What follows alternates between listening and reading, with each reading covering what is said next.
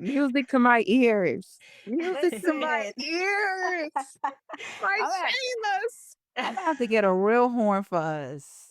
A It's that real soundbar. time. That's It's that that time. time. It's that time. It's that time, y'all. That motherfucking time. Pulled up to the motherfucking condo, kicked off my shoes and relaxed my feet. Already on Hey. down to the escape straight. Just kick it.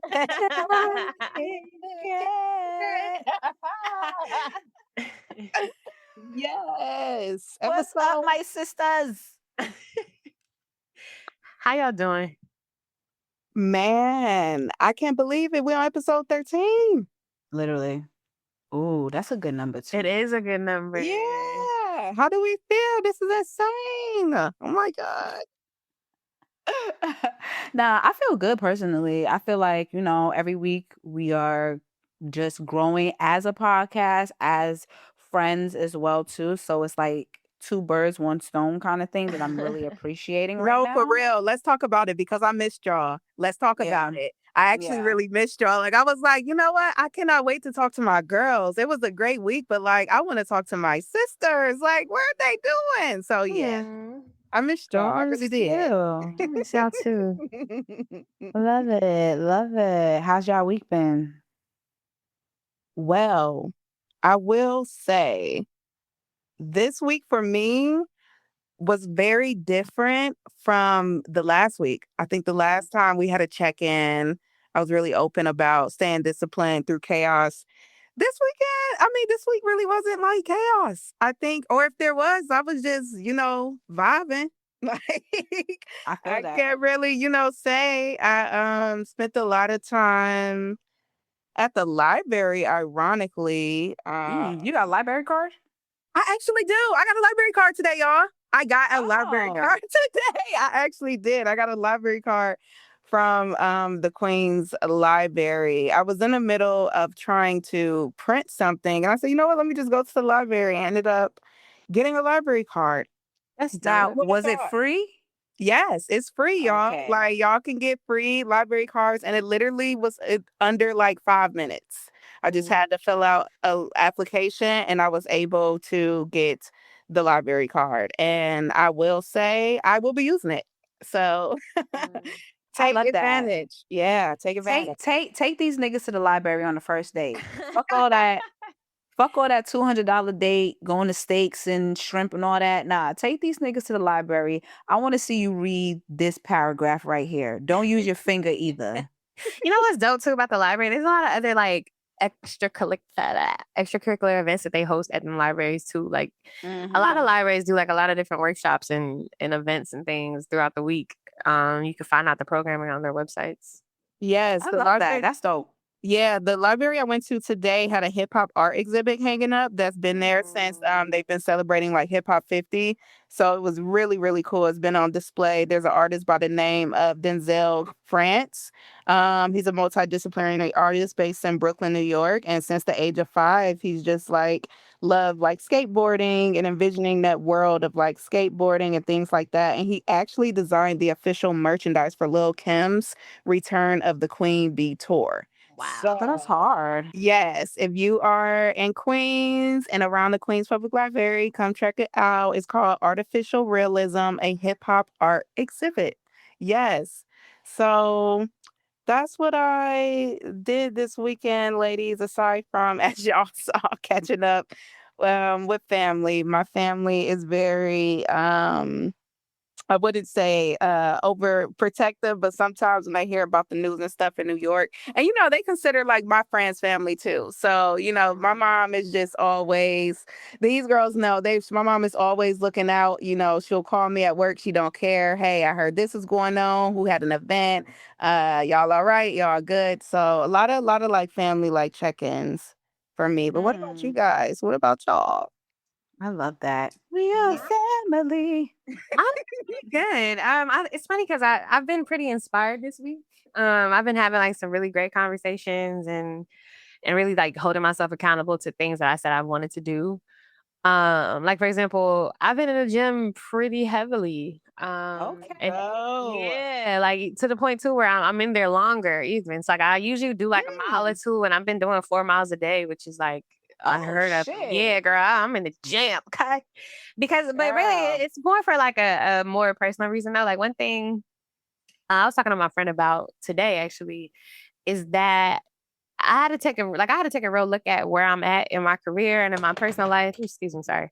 And I recognize that sometimes you're not where you want to be, or you're not aligning some of the things that you want to align because you don't even have discipline in your own personal life. So, like, how are you going to retain and thrive with an opportunity if you don't even have discipline within yourself? And that's not to say I don't have any discipline, because there's a lot of things I do have discipline with, but there's a lot of things that I don't.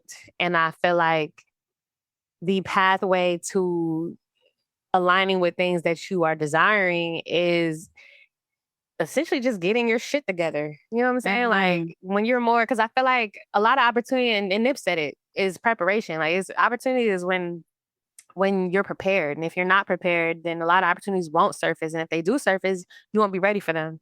And I also think about like certain things I've had maybe like anxiety about. Like, for example, I used to really hate doing panels. And I thought I just had really bad nerves until recently I do a couple panels and I realized you have bad nerves because you weren't prepared for them. Because when you're prepared for them, you're fine. And I think there's like this through line with like confidence and opportunity, and all of that is just like discipline and preparation. So I spent a lot of time this week kind of just like reevaluating some of the things that I'd spend my time doing and intentionally changing them so that I could create like routines out of having more discipline. But yeah, that was my Brilliant. thank you. Yeah. Yeah. Yes, no, I love that you said that, sis. I really do. Because for me personally, that's where I am in my current state. So earlier this week, I usually do this thing where the 16th of every month, I kind of consider that like a real solid restart because my birthday is on the 16th of March. So I start counting down like, okay, by this time, by your birthday, you know what I'm saying? And I will admit that some things I'm more disciplined in. Like you said, I'm not disciplined. There are some improvements that I can do in the discipline department where it's like, okay, if you say you want to lock in on your fitness journey, what does it take to get there? And what mind frame do you need to be in to achieve it? Because a lot of us don't realize too, well, sometimes we do, sometimes we don't, but it all starts with the mind. Yes. Like Oh my God, girl. it starts with the mind. Like you have to literally, like it's days where even although I give myself grace because we've talked about this before about learning how to rest when it's time to rest, but also you got to work when it's time to work. And I can tell when I'm being lazy. You know what I'm saying? Like I can tell when I'm being lazy and I'm just lounging. It's like, okay, I need to stop doing this because this thing is hindering me from being able to do this. So if I'm going to go to sleep late, you trying to wake up at 5 a.m. in the morning, 6 a.m. in the morning to go to gym is not going to work. You know what I'm saying? So you really have to discipline your mind first and then allow everything else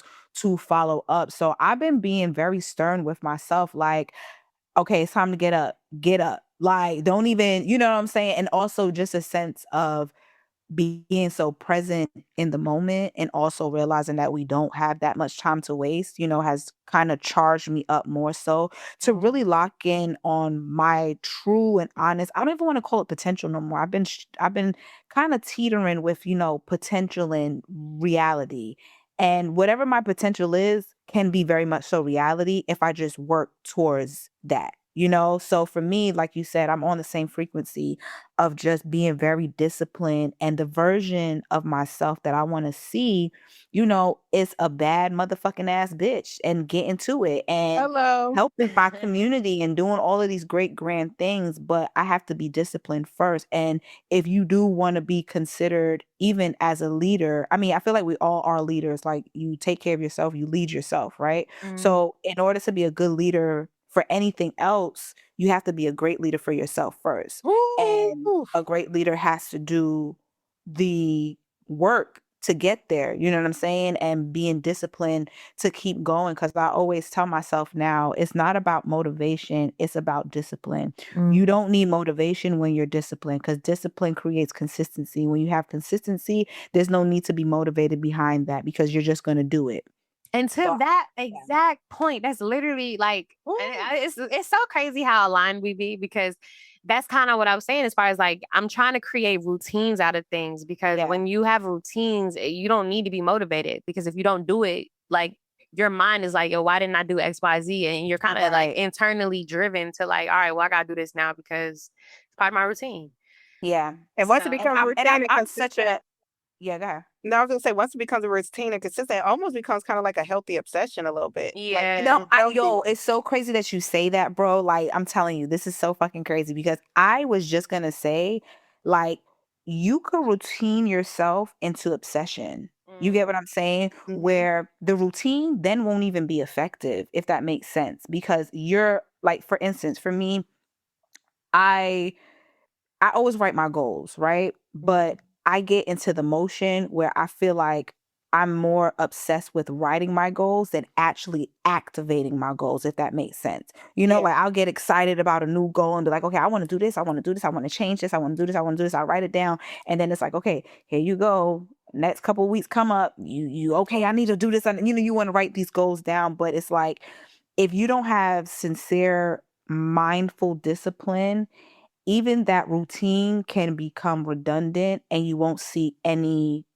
kind of development or elevation from that routine. So it's just also a thing of just like having to be mindful of where you want to be and the steps, because not all steps are always going to be the same. Like, you could do this routine for the next 6 months, but then you may have to change it up for the next other 6 So months. you don't You know what I'm plateau. saying? Right. I think that's what it is. You'll like plateau. I think that's what it is. And to your point too, if no one has ever told you, because everything that you're saying, like, I know for you, it's like you're living and breathing it because it's your body. But from my perspective, as someone who is your friend, your sister, and someone that has literally watched you for, at this point, almost 10 years. Like, you know what I'm saying? Like, oh my gosh, we know each other for so long, y'all. It's there. Like, you know what I'm saying? Like, if there was a award for most tenacity, like, sis, you got it. Not even saying that because you're my sis, because I can see it.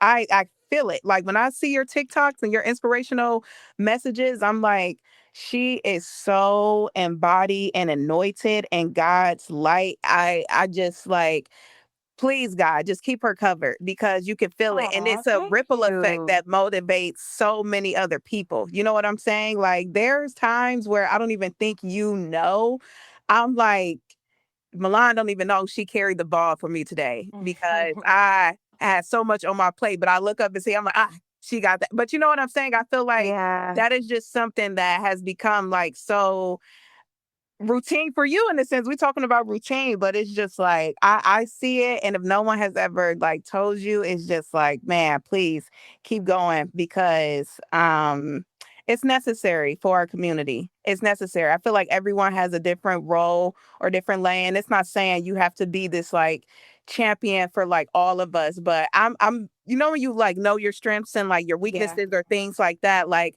as I grow and discover more layers of myself. And it's so funny you mentioned it, Jan. Like, this week I also listened to Nipsey a lot. I think it because not only it being his birthday, but our episode we had. And like, one of the things I take from Nipsey every time I listen to him is just like, how am I standing on code every day?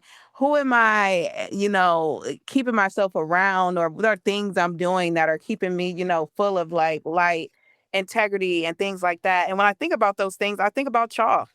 And it's why, like, I love y'all so much. And why I was like, I miss them, because I'm like, you don't get that from everybody, and it's not a no shade thing. This is just a real thing. You don't get that from everybody as you grow and you discover and you start to navigate life and experiences. And, I think like Nip is always speaking from, like a masculine perspective, but even as a woman, I can feel it sometimes. Like, it makes me always even think about certain codes and morals like I stand on. And Real ass bitch. You know what I'm saying? Give a fuck about a nigga. Not enough of us. Or one or two, It's not enough.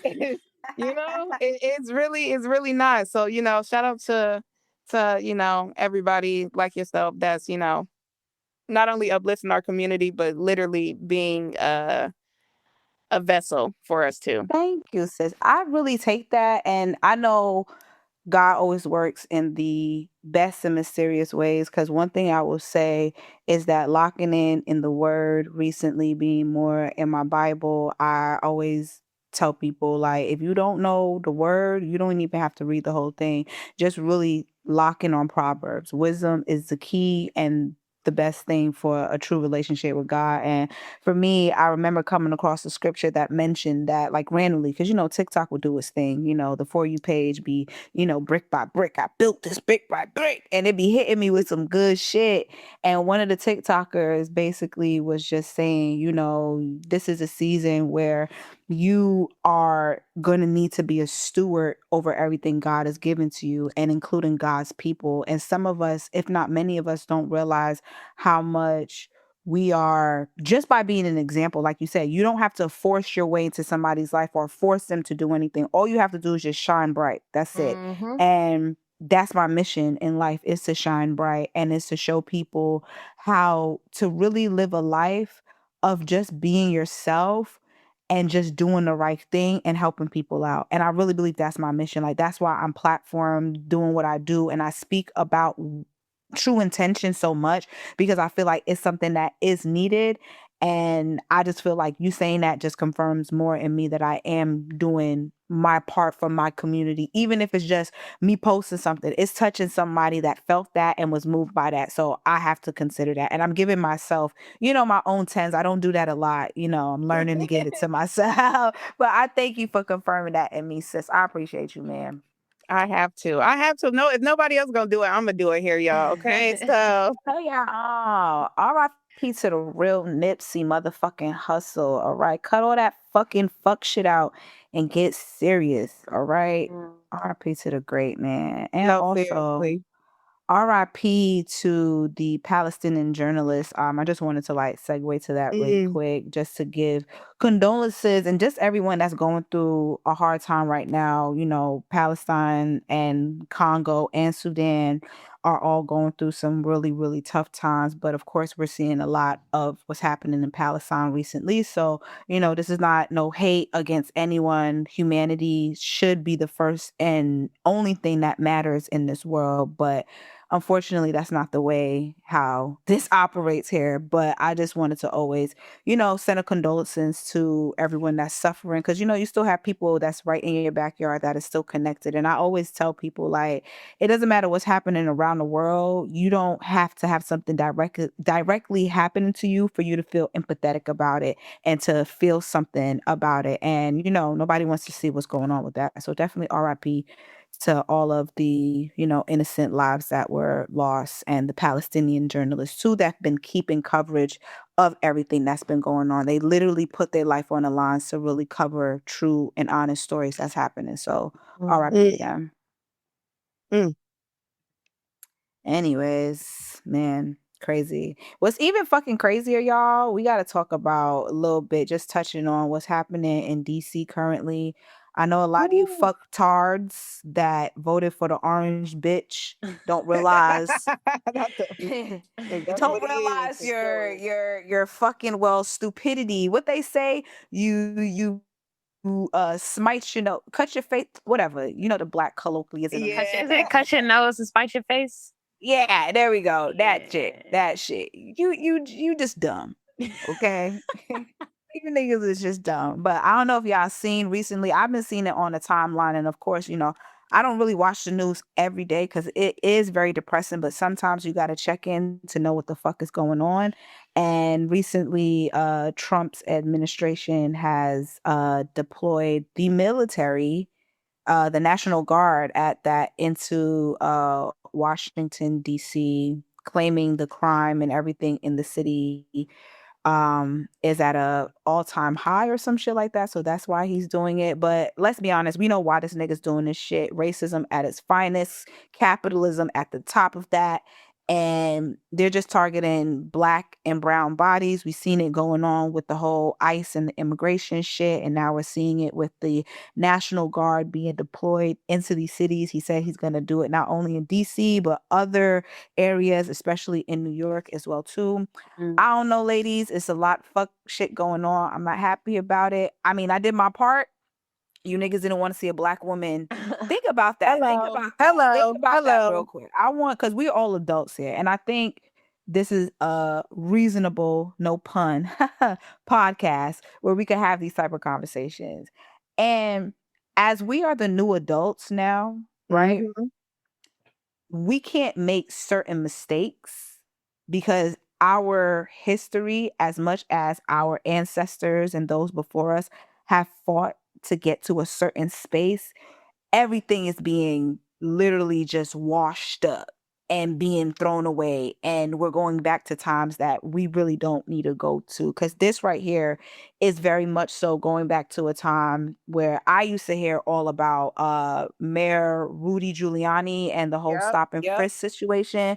You know what I'm saying? Yep. I used to always hear how terrible that time was, and just, it seems like we're reverting back to those. So this whole situation is kind of crazy, but what's you guys take on this right now? I will say, y'all know me. Y'all know how I get down. Y'all know how I cannot stand that white supremacy. That's first on my list. That's exactly what it is. It's that damn white supremacy. Y'all know I cannot stand it. I'm always against it.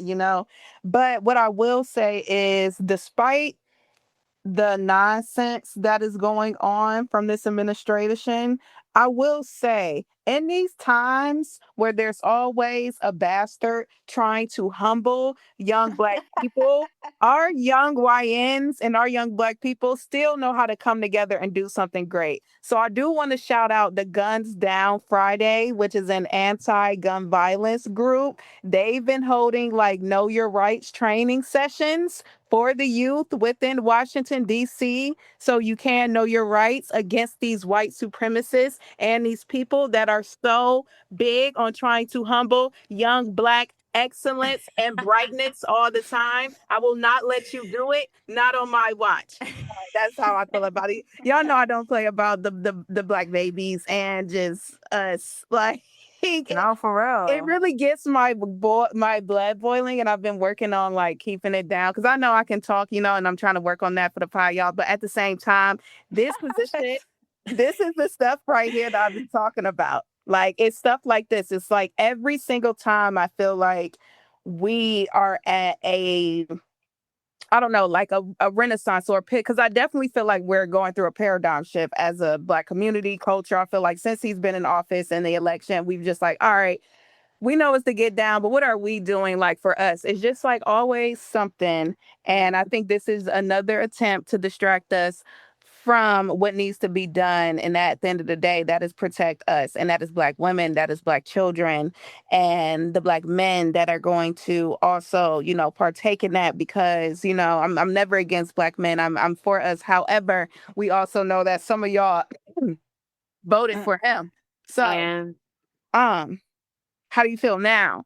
other thing too, I wanted to really fact check because I know we started off the topic with saying the reasoning, the so-called reasoning why he deployed that, but Yeah. there wasn't a press release that came out from the U.S. Attorney's Office that actually said that the total crime for 2024 in the D.C. In the District of Columbia was down 35% from 2023, and it's the lowest it's been in over 30 years. Wow. And then in addition to that, violent crime reduction, homicides are down 32%, robberies are down 39%, armed carjackings are down 53%, assaults with dangerous weapons are down 27% compared to 2023 levels. So it really makes you think about like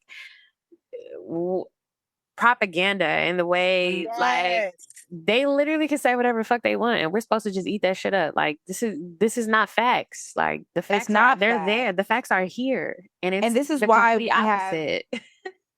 and this is why we have the problem that we have, which honestly now is even more clear that it is designed this way for literacy and just education to be removed. If we don't see what's happening, I think we need everybody to start really waking up, because they are literally banking on everyone being fucking dumb as shit Yeah. and just taking what's being said as facts. Is the reason why even if you go on Google, Google's going to give you an AI overview before it gives you the actual fucking facts of things. Yo, yes, no, please. I'm so happy you said that. We used to get scholarly articles. There used to be a Yes. tab for scholarly articles where you could be able to get the real facts. To Milan's point, now it starts off with an AI. That's crazy to me. That's Yeah. crazy to me. And misinformation is literally at its highest because people don't want to read. They don't want to do research. You know what I'm saying? Even I remember I see this girl on Twitter. She literally said where she commented on this girl's top, and people was like, "Oh my god, the top is cute, the top is cute," and she was like, "Oh, this is where you could get the top." People were still in the comments asking her where to get the top.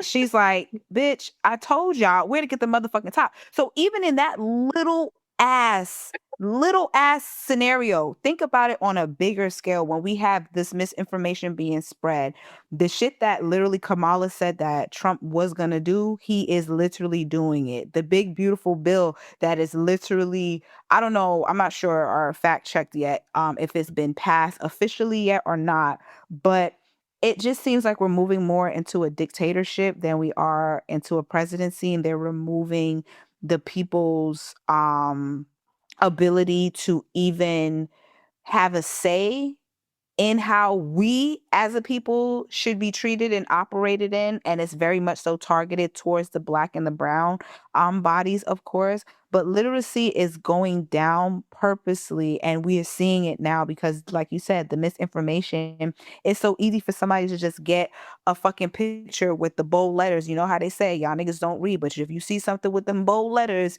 y'all niggas is gonna believe it. Like, it's crazy out here, and this is just another form of it.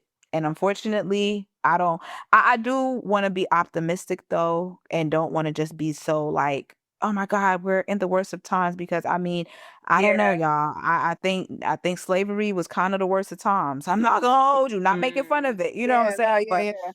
But niggas been through way worse than what niggas are experiencing. I just think that the scale, or the lens more so, is very much so broader, so we can see it on different levels and on different scales that we've never seen before, which is another reason why they are trying to control all social media outlets. When TikTok went down, that was purposely done. You know, I'm not trying to be a conspiracy theorist here on the pod, but I've seen people say the information that's being spread on the app now is very different than what it was in the beginning. And you know, TikTok is the land of either somebody got some facts or somebody have a lot of misinformation, and a lot of misinformation gets thrown on TikTok. So, I mean, listen, I don't know what we can do except for doing what we've been doing, which is trying to uphold true justice and being in community with each other, which, you know, I've said before is going to be the very biggest important thing of our entire lives these next presidencies, is true genuine community. But I don't know, y'all, do you think, and this is just like me really asking, do you think us as a people, especially black and brown people, could come on an accord? Because I think that's the only thing that is defeating us against what's happening, is that we're not on one accord. At least back in the day, if niggas wanted to protest and not be on them buses, they was not going on that bus. There was no, oh, well, let me just go to Starbucks because it's right there and I'm thirsty. It's like, no, bitch, we're going to starve and die behind this shit. You know what I'm saying? So I don't know. I personally don't feel like black people will get on one accord until something so jarring and violent happens to where you have no other option but to get on one accord. Because, and I say that like just genuinely looking at the way things always go. And if you think of something as like minor as everybody boycotting a store, everybody doesn't get on one accord. So it's like, if we can't even collectively boycott stores, like, you think we about to boycott the president? Like, yeah, right. Something would have to happen that's so pivotal and impactful to the entire community, to where you have to get on board because it directly impacts you. And I think that's what it's going to take for everyone in the community to get on board personally. Yeah. I So I don't know if it's just the optimistic side of me that is just always like, yes, it's gonna happen, it's gonna happen, it's gonna happen. There is a part of me that does feel like in this new era of Black familyhood, Black motherhood, Black community, etc., where it can happen. I think it can. However, I think we just have to be a little bit more discreet. Mm. Because I feel like there has been moments in history where we've seen it before. I think the most recent would have to be 2020 and how that was such a reflection and was arguably the biggest kind of like collective like civil right movement we've had since like the civil rights movement with everything that was happening with George Floyd and Breonna Taylor and COVID and just so much that was happening around that time. Like we seen like a rise in a Black renaissance, but however, nigga shit start happening again. But and I'm just using that as like kind of like a small example because I do feel like there's still been like other times and examples where there has been moments where I don't know. I just think because now we have so many different mediums of communication and so many ways to switch somebody's opinion, that if it has to be done, it has to be done a little bit more discreetly. Like almost on some like Black Panther, like, look, nigga, we need to build our own cell phone service to even to even communicate this shit. Like, I hope that makes sense. Niggas can't even get on the cord for a motherfucking T app. That's what I'm trying to say. Like, I totally I feel still you haven't got the guys, T app. but Okay. man, I just don't see it. Like, and I think You got niggas like Lil Yachty using George Floyd whack ass rap line. Oh my God, I man. saw that disgusting ass. Oh my You God. fucking pickle face ass fucking bitch. But that's what I mean. It has to be discreet. Everybody can't go. Who was it? Was it Dr. Umar that said? Yeah, I love that can't you said that. stand That's all facts. those niggas from the corner. Was it Dr. And Umar? I'm gonna be real. Dr. Umar can't go either. So he talked Right. about himself. Put that nigga in the back. I'm sorry, Umar, you can't Where go. You is the gotta school leave at, too. brother? That's what I'm saying. It's like we gotta be discreet and we gotta be selective. It's only a select few. Niggas can't even give up R. Kelly for the love of them. That nigga been arrested two-stepping in the name of love in the jail cell. And you niggas still go to bat for him. Please, miss me with the bullshit. You niggas cannot go. We gotta make a list of niggas that cannot. Yeah, it gotta be discreet. And it's like, I don't care if you get mad if you found out you wasn't on the list. Like, it's things have to be done, like there's going to be casualties of war. But because that's Not like us list. That's the list called. yeah, like and I'm gonna be the bouncer at the door checking in. It's like you can't come like on this excursion. No biracials except for Jan. You're the only one that's allowed. Yeah. You are so funny.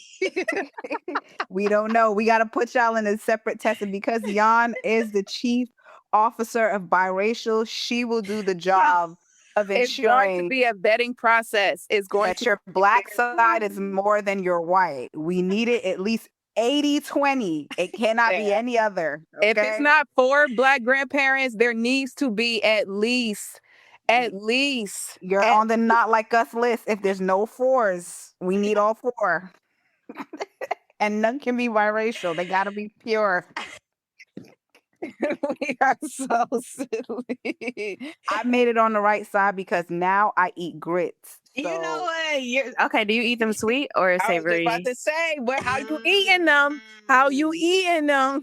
okay, so my journey of grits, right? I always used to think that for some reason, I guess I had a bad experience. Like when you eat something for the first time, you just probably never want to have it again if you had a bad experience. I think I had a bad experience with grits because the first time I had grits, it tastes like straight paper towel. That's why I always say paper towel and grits. Like if I eat a piece of paper towel, I'd be like, yo, this tastes just like grits. That's the type of grits I had in the beginning. But this restaurant by my house When I say these niggas be whipping these grits up, I ordered it by accident one day. I was tight, but I was like, fuck it, let me try it. I be eating grits like a bitch. No wonder I'm gaining weight. I realized that too. I'm like, the grits is sticking to you, girl. Okay. So Look I at eat good, grits. girl. Look good though. Look good. Right. As soon as I start to learn how to play spades and Girl, I I don't learn know how how to to play actually double either. dutch. Oh, I can teach y'all. I can teach y'all to Can't double play double dutch. dutch either, bitch. I'm What? right there. I can't double dutch. I can't play Come on. spades. I used to be in jump rope club. We Yeah. can do this, ladies. We can do this. It's easy. And It's and easy. and and if I learn how to braid, I don't know if that's on code anymore, if that's a mandatory thing, but I think that we should have that on the not like us list. Your qualifications get you higher rank if you know how to braid. Okay, what if my Yeah. mama know how to braid? Right. Because I could do singles. I I don't was know gonna about say, my cornrows. mama. Okay. Has your mama done your hair in growing up where you had to wear her hairstyles? Yes, Mm-hmm. yes. My mom's a hairstylist. Yes, Okay. yes. A salon. So Yeah. she's not on the not like us list. She's approved. She can go. She makes it. You know what's crazy Yeah. though? My mom is the one who's Puerto Rican and she used to braid my hair. So I don't know why I don't know how to braid. I don't either. My mom did braided so many hairs, like she did everybody hair, and that's the one thing I just cannot. And I can do my hair. I can do so many things, but Yeah, but I we cannot don't get to say. braid. I can't braid for shit. But because you are POC and we did go to the Dominican salons to get the blowout from We the did. mommy. Yeah, I did. I did. If you did, you don't have to worry about being on the not like us list. You can actually get a special entry. If you got blowouts back in the day, okay, you can go. They didn't put perms in the bottles though. You can go. All right. Very unserious bunch we are. We are, but y'all love us anyway. You know what I'm Right. saying? Right. Pulling up to the motherfucking condo as y'all do. All right. Yo, you know what's crazy? We didn't even do our intro. Oh shit. But anyways, welcome again. As we've been talking for the last 30 motherfucking minutes. It's your girls at the condo. It's Reasonable Dialogue. It's your girl DJ Miss Milan. It's your girl Jazz. And it's your girl Jan Sneed. And this is episode 13. Yes. 13. All right, y'all. Listen, I just want to get right into it. I'm not gonna hold y'all. We already know what dropped. We've been seeing the talks in the street. Highly anticipated. Okay, you heard the horn? Yes. Cardi B. Anticipation for this. What is it? Will be her second album? Her Mhm. sophomore album? Yeah, sophomore album. Yep. It's so Yes. crazy because I feel like we brought her up and we kind of all were a little like, we don't know what that's going to give. But baby, Listen, I am very much Imaginary excited. Players. All right. So she dropped this new single called Imaginary Players in anticipation for her sophomore album. Am I the Drama? Is that what it's called? Am I the Drama? Yes. Yep. Am I the Drama? This new single leading for her second album is sampling Jay-Z's, of course, very infamous but very notorious Imaginary Players. Let's talk about it. Did she execute on the sample the way how Jigga Man himself did, or did she exceed expectations? I gotta hear y'all opinions first. Before we get into it, I will say I love the fact that because of this song, Jay-Z's Imaginary Players is now charting. Like, I just love like hip hop moments like that. Like, I think for the first time, the song has like peaked like the top 50 or something. So shout out to the culture and hip hop just for that moment right there. I love that. Yeah. I mean, I love hate that for them, but considering when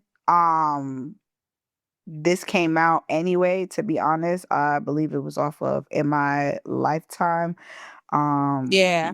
album. Yes. So this coming out during that time, really, I mean, makes sense. Makes Yeah. sense. And I would consider it's a cultural hit, but it's a deep cut to the world. Does that make sense? Yes. No, I agree because I feel like even out of all of Hove's albums, like niggas immediately go to when they discuss like their favorite Hove albums. I feel like niggas go to, of course, like Reasonable Doubt, The Blueprint. They'll go to American Gangster, things like that. Mhm. I rarely hear niggas say like In My Lifetime Volume 1. There's only one rare goat or somebody that'll say that one, but they usually go to either his first one or The Blueprint or American Gangster.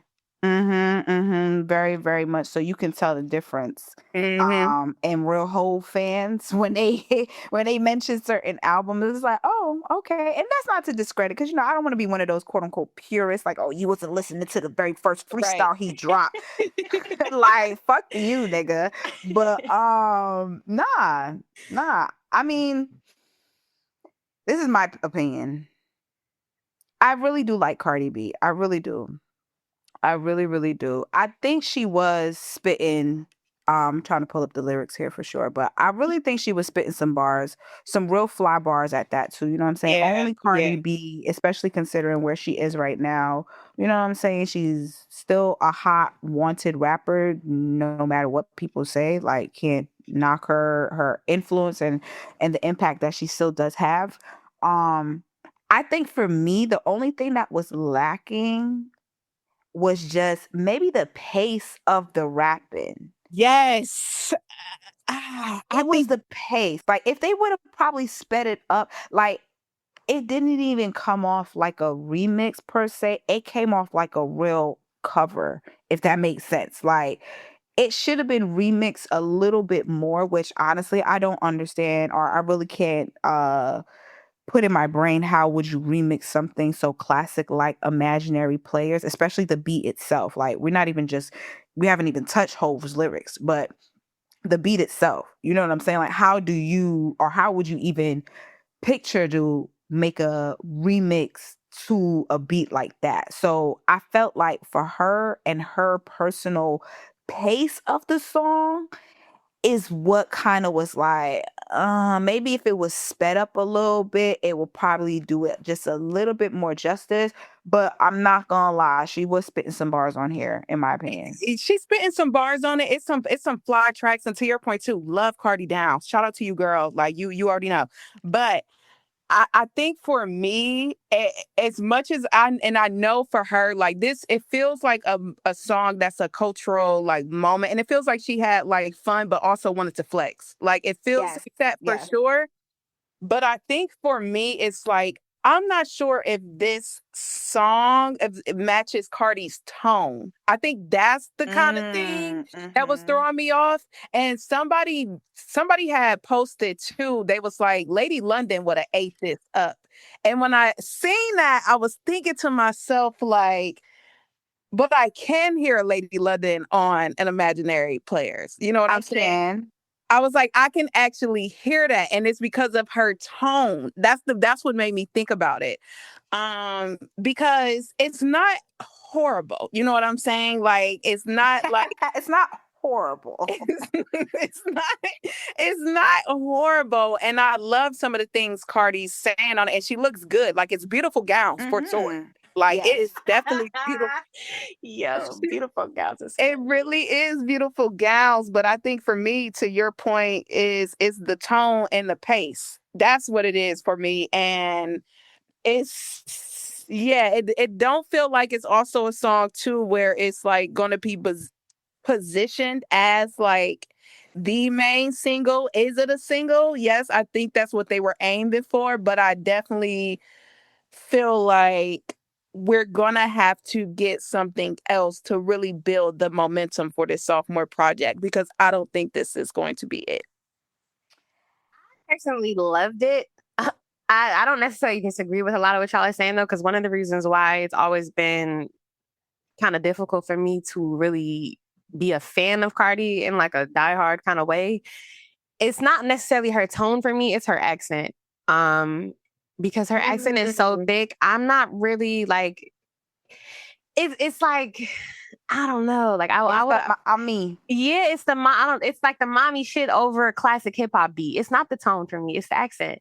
Is it in a Jocelyn Hernandez way? Like you know how Yeah, Jocelyn got it's literally that accent? Yeah. exactly. So it's like dame, it's dame, it's dame, Yeah. dame, dame, dame. That's the Puerto Rican princess. Yeah, so it's a little like I think it's a little off-putting, like a little bit for me, not too much. I don't want to act like it's so terrible because I actually really did like the song. I thought, to me, I appreciated the fly shit because she wasn't lying in her raps. Like everything she said She was was like not. it She was was facts. not. It was facts. It is. Yeah, It and was I facts. appreciated that because she really ate bitches up. Like, oh She shit. did. Okay, and well, too. yeah, okay. But what I will say, I saw this take and I actually really agreed with it. I forgot who said it, but somebody was saying this should have been, because it was a cover and it basically was copy and paste intentionally though of the flow and the beat. I think this should have just been like, I think there should be like a little small mixtape, and this should have been for that. And then the mixtape should be part of the rollout for the album. Because if she did a whole bunch of like classic shit and put out like maybe an 8-track mixtape, I would fuck with it. I think that would have been the smarter play here rather than that being a single. I agree. I've seen that, but I think I've seen another kind of comment where somebody was saying they would have rather this been a cut on her album. And the reason why I would agree with it versus a mixtape is because the anticipation has been for that lady's sophomore album.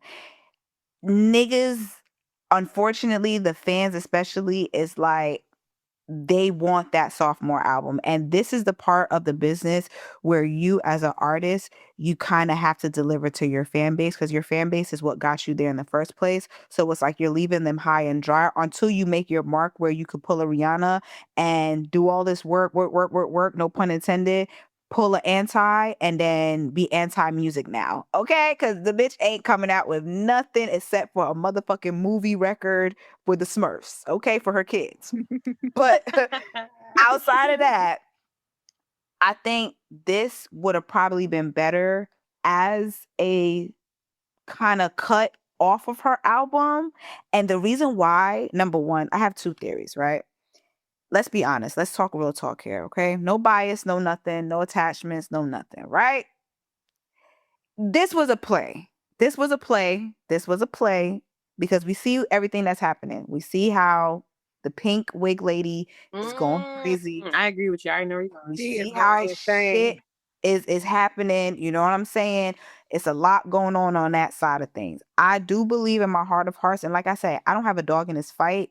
Like, I don't care about the fan bases of either of them. I do appreciate both of their music, though. Of course, Nicki is a way better and, of course, more established rapper, but Cardi can literally get in her bag whenever she wants to. You get what I'm saying? She can. I just feel like this was more of a strategic play than it was a plan for her album, in my personal opinion. I And agree. I feel like if it was more of a strategic plan in her album, this would have had a bigger impact had niggas listened to Am I the Drama from whatever other single that wasn't this, and then heard that Jay-Z actually cleared this on your album, your sophomore album, your most anticipated motherfucking album right now. Like, the surprise element to me as a fan of music in general, but also seeing how shit is wacky and them bitches got beef or whatever, and then the whole thing with Rock Nation must crumble. Wait, It would have been Milan, more. I didn't even wait, Milan. I didn't even put two and two together. Oh my god! When you said and the pink lady is going crazy, yo, she No. got word that this track was coming out. Listen, and that's probably another reason why she probably was going crazy these other last weeks too, because we are a Yo. part of the industry, but there's other sides of niggas Oh knowing yeah, not oh shit. yeah, yeah. I'm sure some way down the Wow. pipeline somebody knew something. And if she found out, or somebody told her, it was purposely done that way. Cause this would have been a Beyonce lockdown camp kind of shit where you would have not known what was on my motherfucking album. That would have been a surprise element if I was thinking on Cardi's camp and if I was on Cardi's way. But for me, the execution probably would have been a little bit better if she played it out that way. Yeah. And if she still wants to get a reaction out the girl. Like, let's be honest. This to me kind of is gonna get the hype that it's getting now because of the connection with the beef and the whole Nicki going after Jay-Z type of shit or whatever. Yeah. And I think like Cardi, you know, beefing with Nicki, she's literally like everybody's playing chess at this point except for Nicki. That's just the only And I thing. will say to this point, to that point, because you just made a brilliant freaking point. Oh my God, you just made my brain go. Phew. The brilliance about Cardi, and this is why I love her as not even just as a like as a MC, but as a like cultural figure, because that's what I see Cardi as a lot of times. Like, I haven't really seen a cultural figure in music be able to create these moments around their music videos in a very long time. And I think that is why she gets, you know, invited to the Cowboy Carter tours and gets to sit amongst the, you know, that's why she has a Rock Nation chain.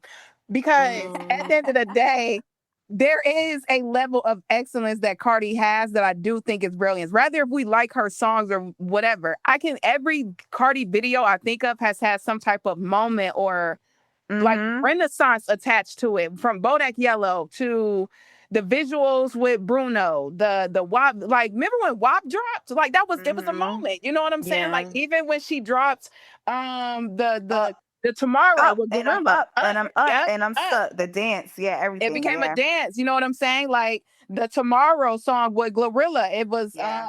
the Put It on the Floor with Lotto. It's every single has something. Some of her best verses. Yes. Mhm. And a lot of artists cannot do that today. And that's why I will always give her flowers, regardless if I always agree with the execution. If I feel something there. Okay, so go. My bad, sis. No, you're fine. I was saying, I think too, like, to your point, what her single is doing for Jay-Z's catalog right now is just a testament to her influence. And Yes. it's kind of fucking crazy because according to the music data account, Jay-Z currently has 5 albums charting on US iTunes hip hop and rap albums chart. At number 99, Reasonable Doubt. At 108, The Blueprint. At 130, In My Lifetime, Volume 1. At 198, Watch the Throne. And 199, The Black Album. That's incredible. Yeah, no, not only is it incredible, we literally just said, what albums do niggas go to for the most when we literally just said that. That's so crazy. Wow. Yeah, like her influence is insane. And to your point, Milan, to me, this is a power play. It's like, all right, bitch, you want to talk about me? No, we gonna see. Yeah.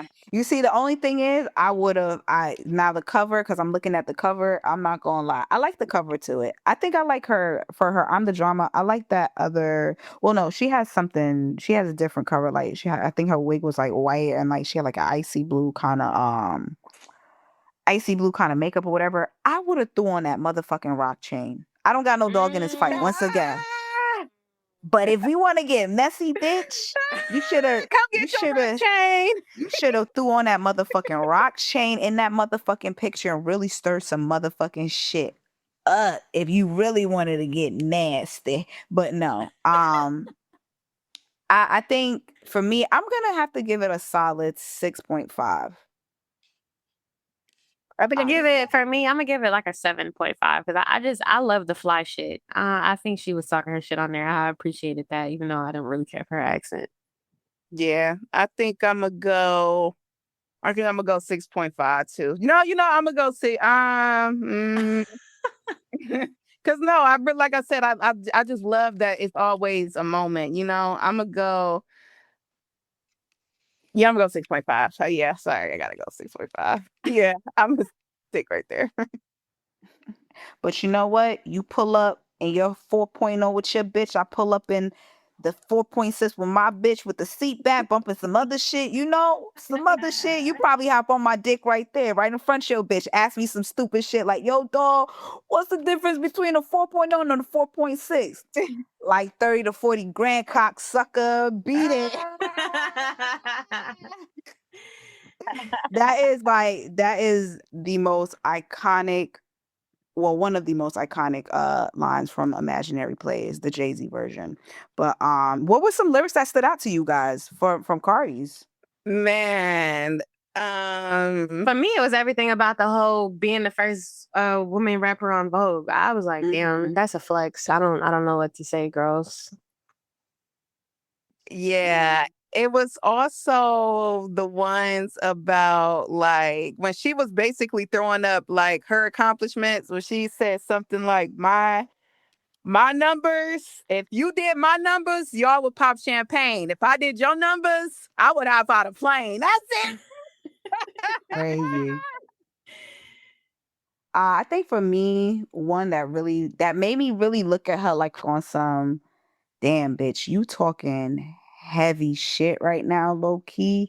Would have to, especially from a woman aspect, because I think for Jay-Z, like his imaginary players, you spoke from like a player's man perspective. Like a lot of the niggas, obviously for obvious reasons, relate to it. But you know, if you a fly bitch or whatever, you in that world, or you know, Yeah. you just a bitch that just be on your shit. Like you can relate to some of the shit that Cardi's saying. Mm. One of it was their money, my stocks and share money. Your booking fee is my makeup and hair money.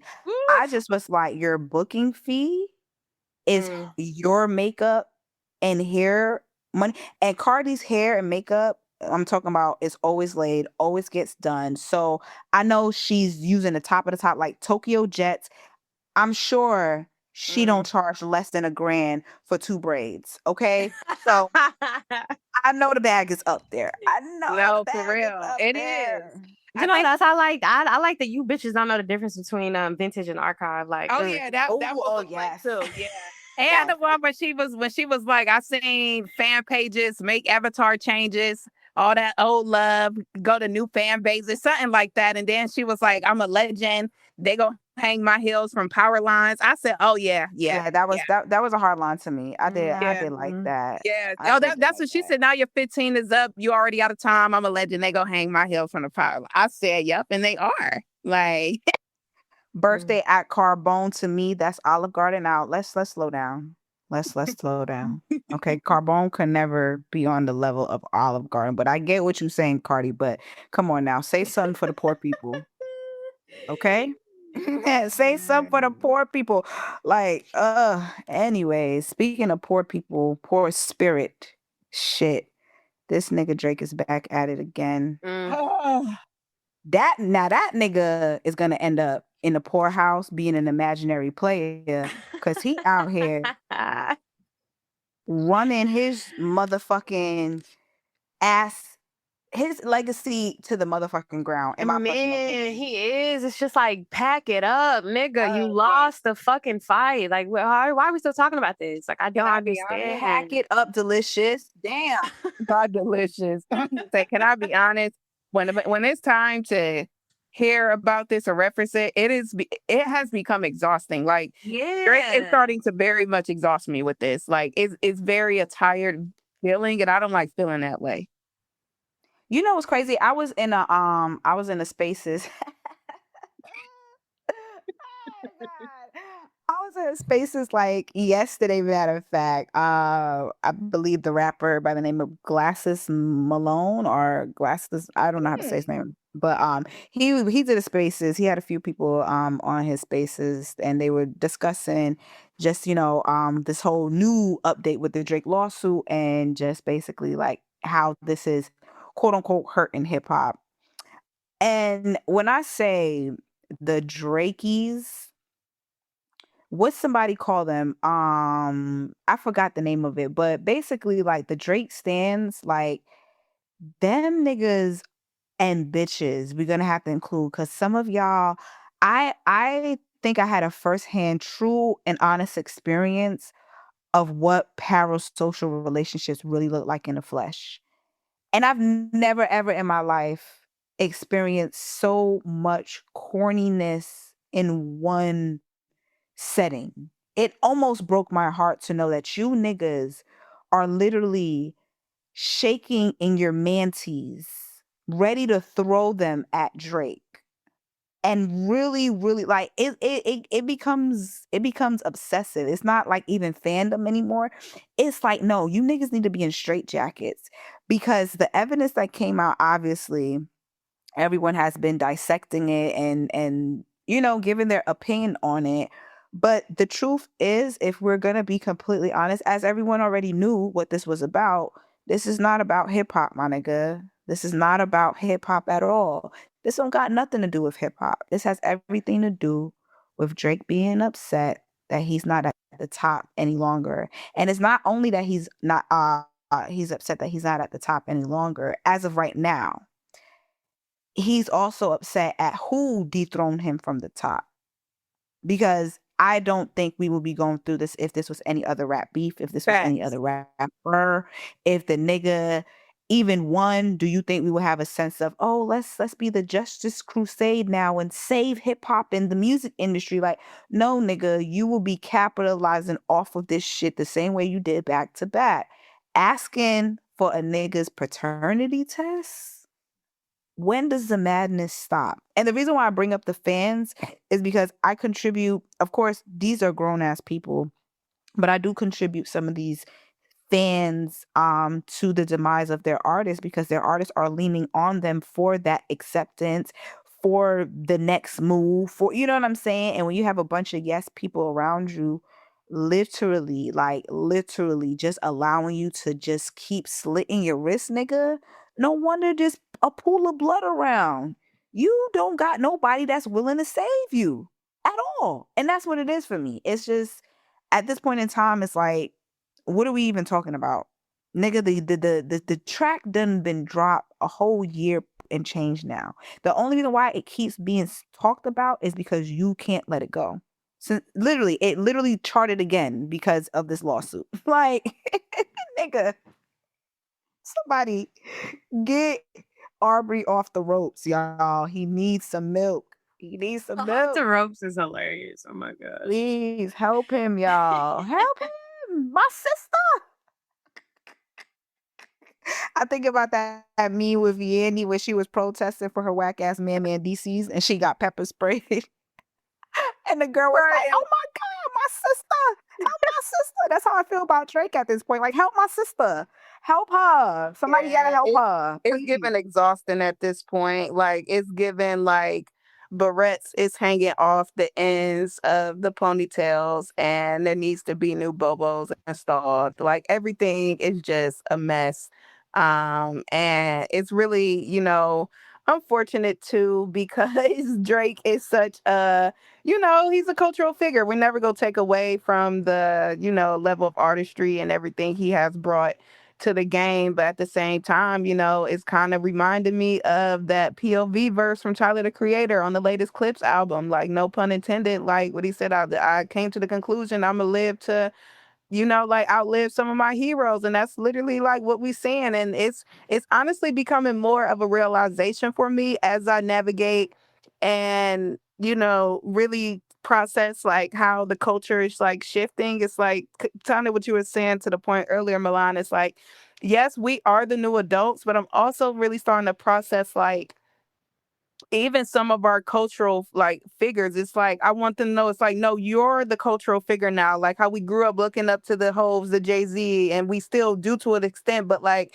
Hove is like in his legacy stratosphere now, where it's like I feel like the Kendricks, the Coles, the Cardis, the scissors, it's like that is our level of the Rihanna's, ASAP's is that level of celebrity now, that window, I see for like Gen Z and Gen Alpha.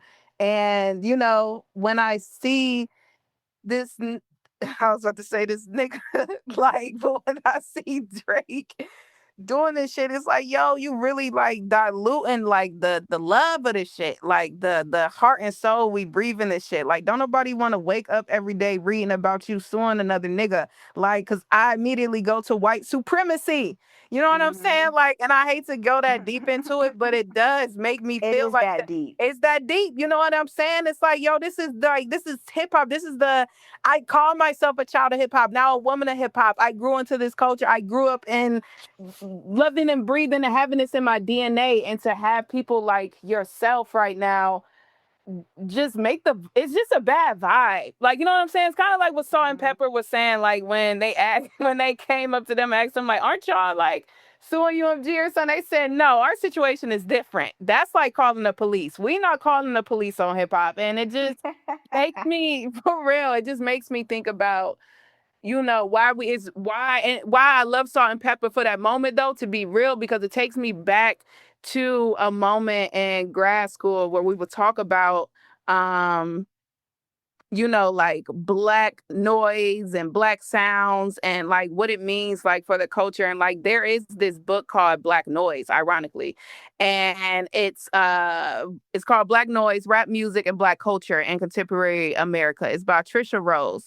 And she basically talks about from its beginning how hip hop culture and the rhythms and the lyrics have always been like captivating for America. But at some point in time, these different debates start coming up that also, starts to have some of our in-house conversations as Black people to the mainstream. So she examines all these different lyrics from people like Public Enemy, right? KRS-One, Salt and Pepper, and things like that. And there's like so many different ranges of like this rap political spectrum that she covers, because around the time when she's writing this book and talking about it, it's the Two Live crew that's like having a moment in hip hop. And I think around that time, the Two Live crew was like under investigation for like some of their exclusive lyrics and a lot of their stuff that they were doing. And one of the interviewers who were wanting to talk to different people in the community, I know I'm rambling, but I'm gonna get to the point, Nah, that's cool. basically ask us, like Salt and Pepper, like, how do y'all feel about this? Or like asking some of the different women in hip hop, like, how do y'all feel about these lyrics that Two Live Crew are doing and how they feel? And, some of the women in hip hop didn't say anything to the reporters. And I think one of them was even like Queen Latifah, because she understands that her words can be taken out of context against her brothers in rap. You know what I'm saying? So she doesn't say anything like about it. And I'm bringing this point up because going back to the whole like Drake situation, things like that, that's why this whole lawsuit and all that, it just feels like lack of integrity, morals. It don't feel like nobody's standing on code or anything like that. And why I do feel like Drake sometimes gets this argument of being called a culture vulture, because it's like this was it feels like that. Like every time I hear about this lawsuit or it comes across my timeline, like I get exhausted, because it just feels like you went from being somebody that has been such a, leader within our culture from your lyrics to your beats and all that. And he still is. But this, it just feels off. It's like your Karen side is coming out and it's triggering me. Like, And I think it's triggering me too, because to your point, he has been for such a long time like a leader in this space as far as just like ushering in different trends where it comes to like to genres and all of that, like new artists, all types of shit. Like he's put so many artists on in this space. And we're not at a place where it's like a cosign from Drake does not mean the same thing as it used to, if we have to be completely honest. And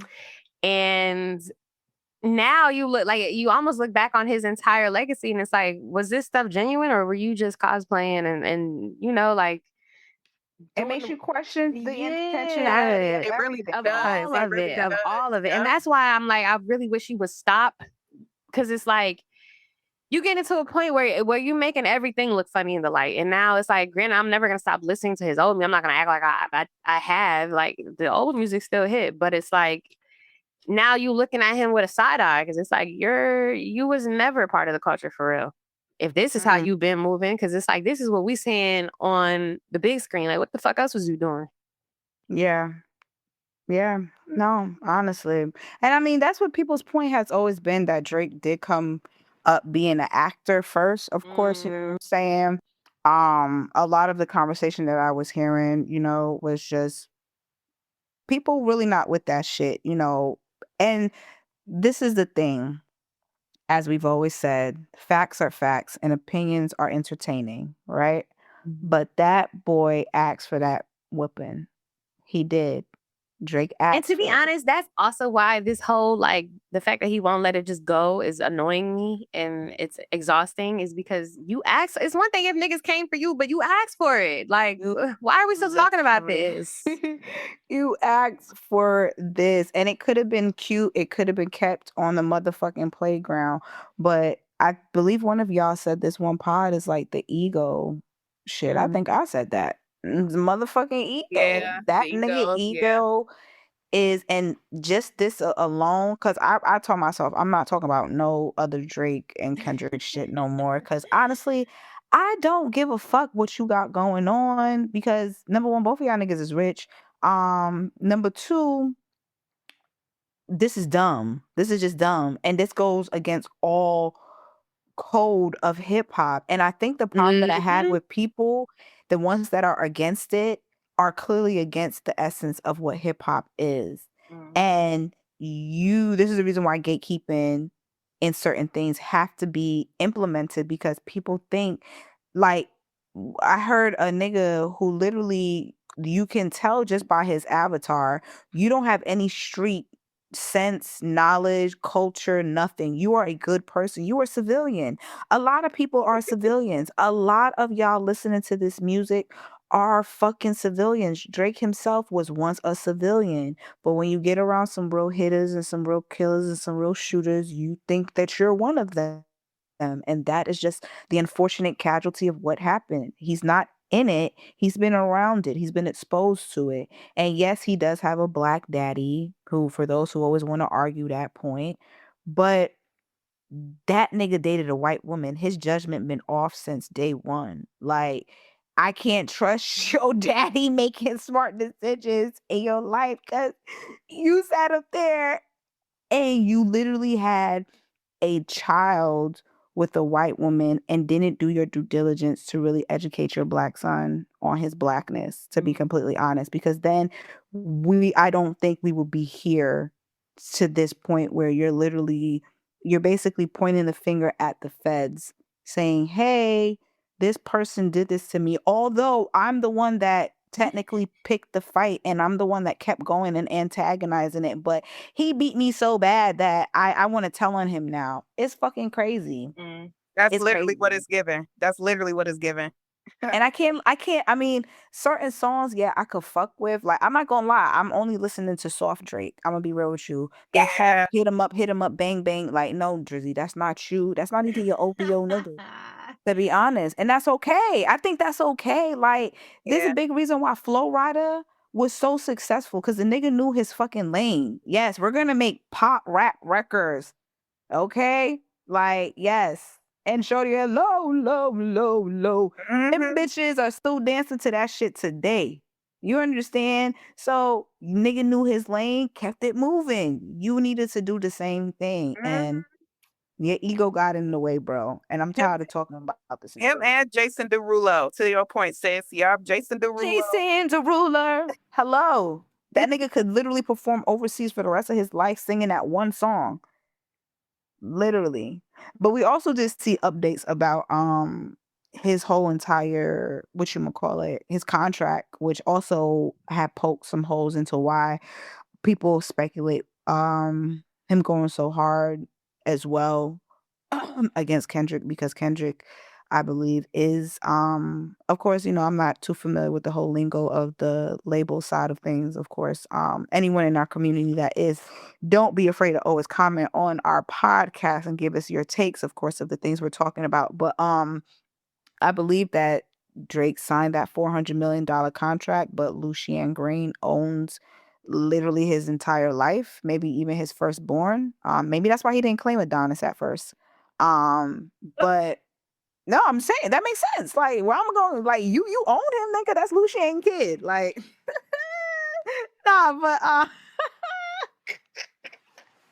I crack myself up. But nah, so yeah, he got a big ass crazy contract, but I'm gonna be honest, it sounds like one of those things where nigga sold his soul, and now he gotta, it's time to pay up. And you making the wrong moves, my boy. Get back to the one dance so we could dance, okay? And it's interesting you say that, because when you think about what's that, the quote unquote big three, Drake, Kendrick, and Cole, it seems to me that, and I never questioned or doubted them, but it seems to me that Cole and Kendrick, their business dealings have been in top tier shape. Because from what I've been seeing and hearing, Dreamville has no longer continued their contracts with UMG, and everyone that was a part of the Dreamville label system with UMG got a nice, cute little penny and paid out. So shout out to Cole, because it was honestly something I heard that was never really like done before. And then when you even think about That's how, hard. yeah, and even when you think about how like Punch has even structured like TDE and Kendrick being able to, like have his last album produced and be able in a way where we can pivot now to PJ Lang. It seems to me that everyone else had their ducks in a row. Why? Because they are focused on long term, the bigger picture, and not just, whatever else other people had going on. So while you were busy making young money, $2 billion, your peers were getting their ducks in a row. So you have to blame that on yourself and stop punishing us with this fucking lawsuit and this horrible ass music. And that is my take. Chief Lover Girl out.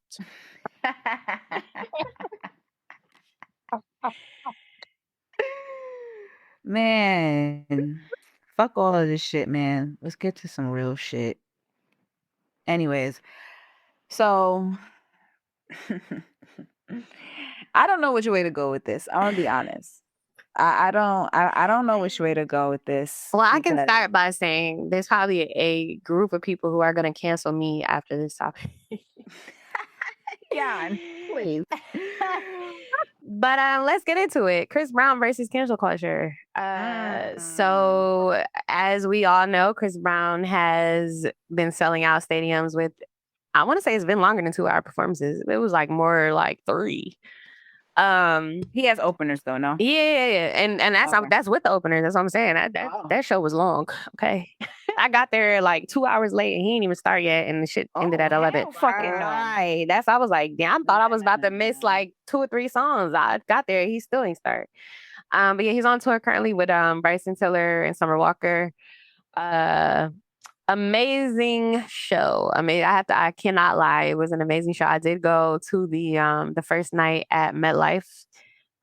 Before we get into that show, MetLife, you will never be seeing me again. That's funny. Girl, I tell you, that was the worst experience of my life at a concert. Like the let out, I've never experienced anything like that. Was crazy. I don't know how y'all go to that venue.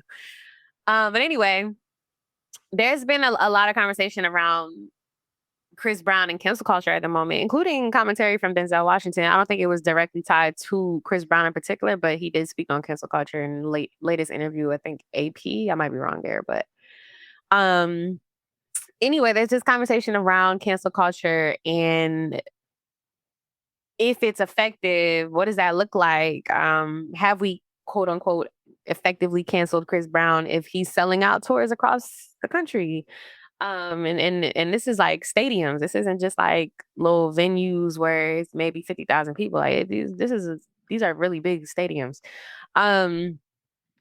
So we then have this conversation around like, what does retribution look like? Like, I know for me personally, one of the things I was talking about literally yesterday, I think today or yesterday, where I struggle with cancel culture personally because I feel like in these conversations, and that's not to say we can't hold people accountable. I do want to start there. I do feel like as a culture, we do need to be holding men and women accountable. Like if you are violent, if you are abusive, if you are harmful, you should be held accountable. I don't disagree with that. But if you, like, at what point do we say this person has grown from their mistakes? Especially when everyone around them has let go of everything that happened. And I think with Chris Brown in particular, he has way too many other situations after Rihanna, but I will say a lot of people use the Rihanna shit as their talking point. And it's like, when I hear that talking point, we heard the interview and I believe, if I'm not wrong, she was abusive towards him too. It was like a two-way street there. And granted, that doesn't excuse it, but it's like, when are we going to get over the Rihanna shit? Like, she's over it. We can't hold his entire career to that. If the thing is, like, I don't think is, so this is always my take on things. Mm-hmm. And I think as I'm getting older, especially I feel like getting older as a woman, more so too, I've been having more of an understanding, because just to start it off, we understand Chris is very talented. For somebody to literally hit backflips back to back, I mean, my God. Call this man the Sir Le So Kiss, okay? Sir Le So Chris. Here we go. But I would say I understand both sides of the coin. Yeah. I do do, too. and I want to be transparent about that. I am first and foremost never for anybody that is abusive, a predator, any of that. Of course, I'm a woman. I'm gonna be a woman first. Um, but I think one thing that people have to understand too, especially because it was public. Okay, like say for instance, right? Let's just use an example. If you had a homegirl and your homegirl told you about her nigga that beat her ass or whatever the case may be, or they just been in a toxic situation. Yes, you will feel some type of way, maybe towards both of them in the regard because they're both whatchamacallit, they're both quote unquote abusive if we're gonna use that term or whatever. But Mhm. reality says you'll be more upset at The the man. nigga, Yep. of course, right? And if you then heard the nigga after they broke up kind of still continued on this path in different ways of abusing women, you Mhm. kind of feel justified in your way for hating the guy or disliking the guy. But your friend or whatever could be like, "Girl, I'm over that." Like, you could say what up to him. Like, you could, you know what I'm saying? But you like, "Nah, I'm not," because I think just to make the point, it's a thing of just because she's okay with it doesn't mean we got to be okay with it. And I think people have to understand that there are people who have survived abusive situations, Rihanna being one of them herself. Mhm. Um, and anybody that's honestly survived, you know, being in a relationship with any crazy nigga or whatever the case may be, it's like there has to be some compassion for people that also are not going to be okay with that. And we as people, like, in general, like, just have to be okay with people not always being okay with um accepting him back into it, because I do understand that. You know what I'm saying? It's like you put your hands on a woman and then you proceeded to keep showing aggressive and abusive ways towards other women. And then let's not call out the whole, colorist situation where it was alleged, you didn't want the dark skinned baddies in the section. You only want the light brights around. You know what I'm saying? So it's different things for me that just makes me say, especially as I'm getting older, it's like, yes, we do appreciate Chris Brown for what he has contributed. But if we're gonna be honest, like, once feel like you are a fucked up individual, you lose that spark to me. There's nothing that makes Mhm. me be like, yeah, and no offense, like, do whatever, and it's everybody's free will, like, you know what I'm saying? But you just lose a spark to me necessarily. That doesn't make me want to be like, oh, I do want to actually, and you could have done your motherfucking thing. Like, you could be absolutely phenomenal. But in the back of my mind, it's just always that thought of, yes, you're doing this because this is technically your job.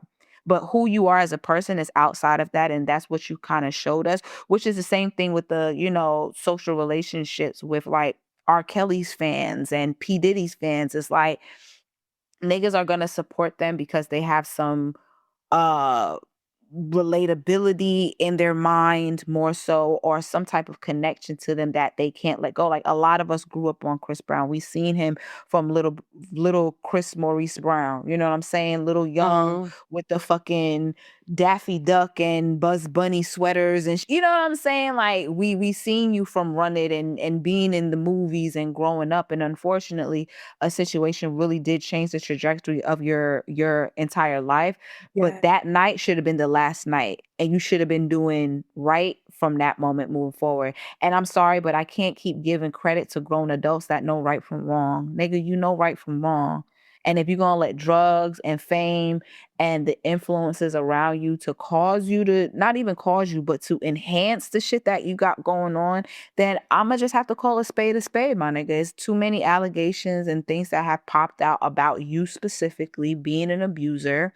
And it's like, I see, you know what I'm saying? We could go listen to, his cuts, his songs, and see him perform or whatever. But it's just, as a woman, for me, that's always in the back of my, even as a DJ, like, I don't even like playing abusive niggas in the spot, to be completely Mhm. real with you. Mhm. Because I'll never forget somebody saying like, I was having a good time until I heard this song play because it reminded me of a situation that I went through. And I said, damn, there's more women that will give you a story of what they went through than it is a man. And I'm not discrediting the man and not saying that men don't go through these, because men do go through abusive relationship. They go through molestation. They go through rape. They go through all of that too.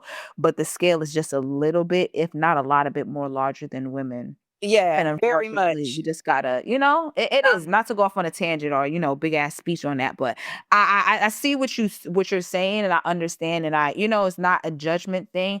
It's just more so of like an assessment thing, more so like I'm not gonna do that for me personally.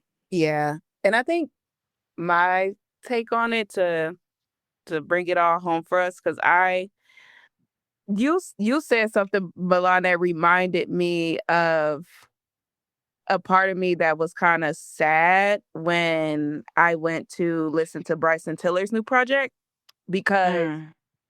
as y'all know, I love Bryson Tiller. Zam. Okay? Like, no, I really feel like it's interesting because we talk about Leon Thomas too and how he's become like, this voice for male R&B artists. But I just feel like Bryson Tiller has like always been there, and people just like, just kind of walk past since like the whole trap soul thing. And don't get me wrong, I definitely feel like Bryson Tiller has contributed to that, because even with this latest project, I'm still trying to process it.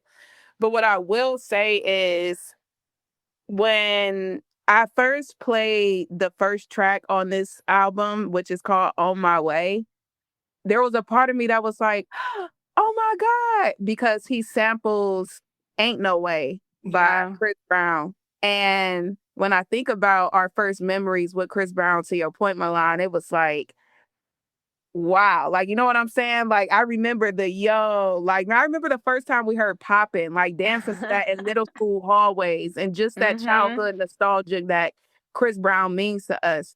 But there was a part of me throughout the song that was sad, because it was like, damn, I can't even champion or post this song the way I want to because I'm a woman. And even though I may not always agree with some of the messaging around cancel culture, I still can't pick myself up to post a Chris Brown song. And as much as I've noticed, even this recent song, like the It Depends, is it with him and Bryson? Like, I'm noticing like this song really grow traction, and actually a dope song. I'm like, wait, this is actually a cute little song that him and Bryson got. Bro, I'm gonna need y'all to be real, bruh. Chris Brown been producing the same fucking music for the last few years. See, I can agree with that. But I think for me, the enjoyment of the show was more so to both of y'all points. No growth. Was the nostalgia of it all, because he performed so many of his earlier hits, and I think that's also why the show was so long. He performed, and I could understand that, like the every nostalgia fucking thing, yeah. And I was just like, holy shit. But but going back to that point, what I was trying to say is like, okay, like, you're trying to, like, clearly you see someone like Bryson Tiller as somebody that is, that you would want to champion, etc. But it's just unfortunate that I can't even fully enjoy this moment that you're having because of everything else that is like surround you, and because of the history of abuse that so many women that I know have either faced or endure is in the back of my head, like it's like I try to like take it away from there, but it is there. So I don't know. I think even though I'm not going to be like at a Chris Brown concert, I do understand like why people still show up, and I'm not like hating on people. I don't think those people are, not all of them, because some of them, not you, Jan. We love you down. But some of those people do, they are, I feel like, a part of that culture that is just like very apologist. Yeah, and just sometimes I just feel like harmful. Like I feel like there's women out there who are harmful to other women too. Like the aunties. Yeah, like, and I feel like you got some like young aunties that's out here growing too. That I just be like, whoa, like you really think like that? Like, okay, won't have my child over your house. But yeah, it's interesting because I try my best to not engage with anything abusive that is going to be like triggering, and sometimes like his music does it like reminds me of that. It's unfortunate. I hate it, but And I guess my yeah. other thing too, and this isn't towards y'all, this is just in general from kind of assessing the conversation around it. I guess part of my problem with cancel culture in general, like him included, is the performativeness of all of it.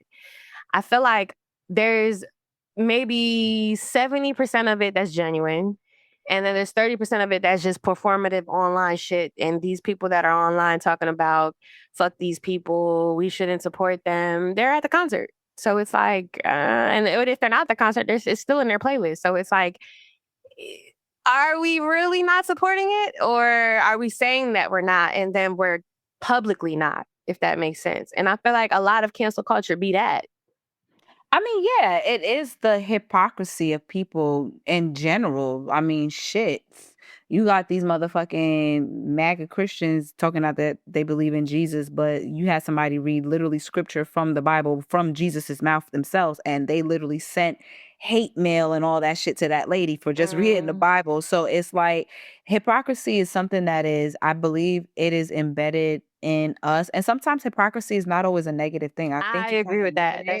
It's human. you know, it's Yeah. human. Like I changed my mind. I thought different than once. I once was. You know what I'm saying? You're always evolving. So of course you're going to be a hypocrite in your life.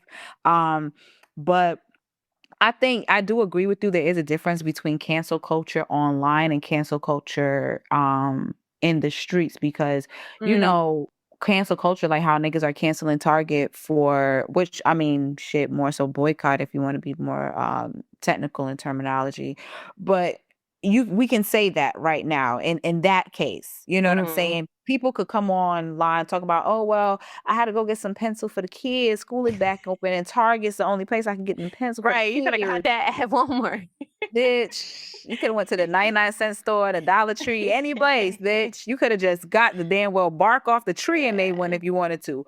But anyways, it's like people would say that and then make it a point to, oh, run in the Target for something real quick. You get what I'm saying? So, Yeah. but there are numbers where that says, hey, Target is declining. Now, Chris Brown on the level of that, a nigga selling out 2 stadiums, 80,000 both nights. The cancel culture is only for those that are not there. I'm gonna just be honest. That's the only way we could determine those that are not at the concert and have made a stance. We will never know because they're not there. But the ones that are there, I mean, there has to be a little door opening for anyone to say, hey, you kind of know what is going on, but you don't care right now. And that's fair. That's the And I reality. love that y'all is saying that because I think that's one of the reasons why I think for me in my career, I am very open with my opinions, whether I know people will disagree or agree with them, because I feel like part of the human experience is being a hypocrite. Like there's no perfect human. And I think personally, I feel like somebody who doesn't know us could feel like this whole conversation could feel like an attack to me, but it doesn't, because it's like I don't support abusers, but I went to that show and I supported the show and I enjoyed the show, and I still don't support abusers. Yeah. And I think that's me being a hypocrite because I'm human. I have deep ties to early Chris Brown, like that. A lot of that music soundtracked my middle school, high school experience. Like I can't forget that, even some college. So it's like there's still that buy-in there where it's like, I want to see a Chris Brown show. Like I want to see when niggas say he's the next coming of Michael Jackson. I want to see what y'all niggas is talking about. And that curiosity, because I've never been able to see him live, is always going to be there until I've now seen him live. Now I could say I don't ever have to see him again because I saw him. It was a great show. I'm glad I went. He's still an abuser though. And I, you know what I'm saying? I feel like, facts. And it's so funny you said that because that's how, Jan, to that point, that's literally how I felt when I first heard like I said, when I put on Bryce's new tape and put in the first track heard, and I first heard that, it's instant. I immediately went to my middle school hallway. I was like, wait, is this Ain't No Way? Right. Like, no, you make a great point. Like, he's a part of our childhood nostalgia. It's crazy. Yeah, and I think if Chris Brown was to have come out in the last 5 years or even the last 10 years, because what's career at now? 20 years now? 20 plus years, at least we can say that. Mhm. I think if he was to come out 10 years, take away 10 years from his 20 years career or, around that, and that incident did happen, I think Chris would have been canceled for sure. Like Mm. niggas would not have fucked with him for sure. But because he's in such a, and I say this like he's in that super important era for a lot of us of music. That's why Mhm. when our faves go through the shit that they go through, that shit hurt because it's like, damn, nigga, like we don't got really no one else to really. Yep. And then we have such a connection with what you already done. It's like, fuck, nigga, like why you gotta do this shit? Why you And gotta you do know, this? I love that you said that because this going back to like a lot of the conversations I've been having this week that are just like inspiring me and forcing me to look internally and kind of just shift my perspective, shift my lifestyle. One of the conversations I had with my homeboy this week was about idols. And it came from the conversation about Mhm. Chris Brown because he understood why I would enjoy the show. Like he too enjoys Chris Brown. So it made sense for him, my excitement around it. But then what the conversation became was like, I realized you can't have idols no more. Like I don't look at none of these niggas as my idols. Like even No one. Jay-Z, nothing has come out yet about Jay-Z. And this is not even to say something will come out. But like you don't even want to idolize him anymore because these people, again, to the point we were just making, we are humans. Like Yeah. like none of these niggas are God. Yeah. So whether we ever find out about their shit or not, they may have all done something to where we should not be idolizing them. So it's like you can't even idolize people no more. Yeah, it goes back to what I was just saying earlier too. I forgot what we be yapping, but I forgot which talking point where I was basically saying like everything recently been reminding me of that PLV Tyler the Creator lyrics where he says I've really been coming to the terms and I'm probably gonna outgrow like people I consider my heroes, like people I consider. And when he said that, like I took it so deeply to him just saying like, "Oh, I'm outgrowing you like physically." Like, nah, I took that in so many different ways, and I think that's literally like what we're seeing, and it not only seeing, I think we're experiencing it, and we're still finding the language for it in real time. Yeah. And but No. then again, to the point I was originally making, I think that's why it's so important to just be true to your humanity. Because I feel like especially like with us, like we have growing influence in these spaces. Like people are literally, whether we have a podcast or not, they're looking to us to hear what we have an opinion on, what our stances are on things. It's so important to just be genuine about the shit that you really feel and the things that you like, the things, and I would even say some of the things you dislike. Like if there's something that you really disagree with and you stand in 10 toes on that shit, stand on it. Like you don't gotta say I hate this artist's music, but like if you hate what's happening in the world, talk about it. Because I think that to act like you always have the right perspective about every little thing, I agree. it's just not real. There's nothing real about that. You can chain yourself. I feel like you can like really chain yourself to like an unnecessary like standard that you don't even know exists if you do Right. something like that. It's like you're literally putting yourself in a box, and we are too brilliant to be boxed in. Exactly. And we're never always gonna be right. Like Yep. like I said, I started this conversation off with somebody's gonna cancel me after hearing this. And I'm cool with that because I'm not for everybody. Like I'm not here to please everybody with my likes and dislikes and the things that I fuck with and don't fuck with. So it's like there's a lot of women that are gonna agree with y'all and really take like a distaste towards me because of my stance on going to this show and enjoying it. But there's also gonna be women that honestly Like they feel me. I was gonna say, And that's all I'm gonna say. And there's gonna be the other side that feel me. And to be honest, I think that's why you probably got a good how many people in the stadium? 80,000, 79,999 women that will agree And with to you. be honest though, it's not even about that though. Like if nobody fucking agreed, I don't care because this is how I feel about it. And I think that's more so the point here, right? Like I think I love doing these conversations with y'all because it's so important to just be genuine. Like You know what I'm It should saying? exist to know ain't nobody go weaponize what you got to say here or Because do it's not like that. we gonna sit up there and be like, oh well, Yon, you gonna sit up there and watch this nigga beat me up in the head and Yeah, not, because I you would know what I'm saying? never. Like, I would right. never. No, Yeah. you literally went to a concert, and on top of that, it's not like you only seen Chris Brown, who he has opening up for him, Bryson Bryson and and Summer. Summer. You know what I'm saying? Yeah. So it's not like for you personally, we know you personally, so this is not even a thing of just like trying to have to defend or even have to convince anybody. Yeah. It's mainly for the people who fake the funk and acting like Yeah. And they're I want people to so know you could be above, yourself. but Yeah. it's like, no, nigga, you literally are doing the challenge. I seen it on your TikTok. You did it. You didn't know. You didn't know that was Chris Brown's song. Yo, I seen it. Milan, I'm queen. Oh my gosh. I treat you well. I need you well. Yo, I seen that nigga. Come on. Oh my God. Ew. Girl, I guess to end this part on a light note that I will say, speaking of the challenge, I think B2K definitely won that challenge. They did. I I have to finally see saw it. they Well, they did. are B2K, y'all. Girl, I They was are like, wow, this is okay. I don't even see any more of these videos that end. I do have a because Bryson, and before we get into our updates and our set list, I do have a very controversial take. I don't know if it's controversial, honestly speaking. I don't know. You guys let me know. But Okay. I think that it's funny to me too. I think that Bryson Tiller makes way better music than Tory Lanez, but it's so hilarious that Tory Lanez has gotten so much support after what's happened to Meg that you niggas should have given more love and appreciation to a nigga like Bryson Tiller than Tory Lanez. That's my Thank you. I felt like that because I'm like, yo, Bryson really drops music. He's at least Thank in the you. public eye, unproblematic.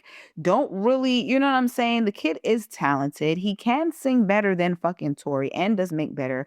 But it's Thank funny you. that both of these niggas that kind of came up around the same time, if not the same exact time, like one trajectory of the other and the fan bases is really weird because I would expect people to really go the fuck up for Bryson the way how these niggas are acting like Tory Lanez and made the most greatest albums of his career.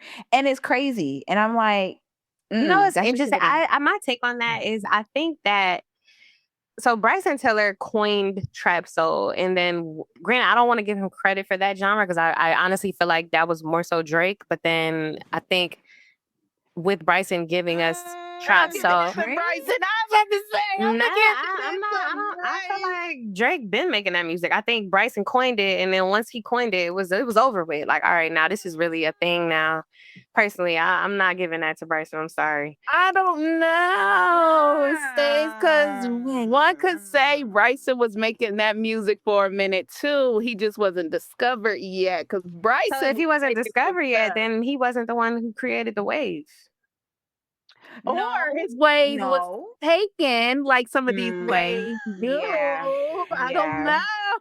Yeah, I have to agree with that. Because sometimes that's what that is though. You really be having a sauce and niggas be trying to steal your sauce. And sometimes niggas blow up off of your sauce. But Like he didn't blow up off his sauce Because one though. could say Drake was also very inspired by Houston and the very chopped, not slopped thing that was going on. One could say, and not saying Bryson wasn't either, but I don't know. I just feel like the way Bryson branded Trap Soul and turned it into a world.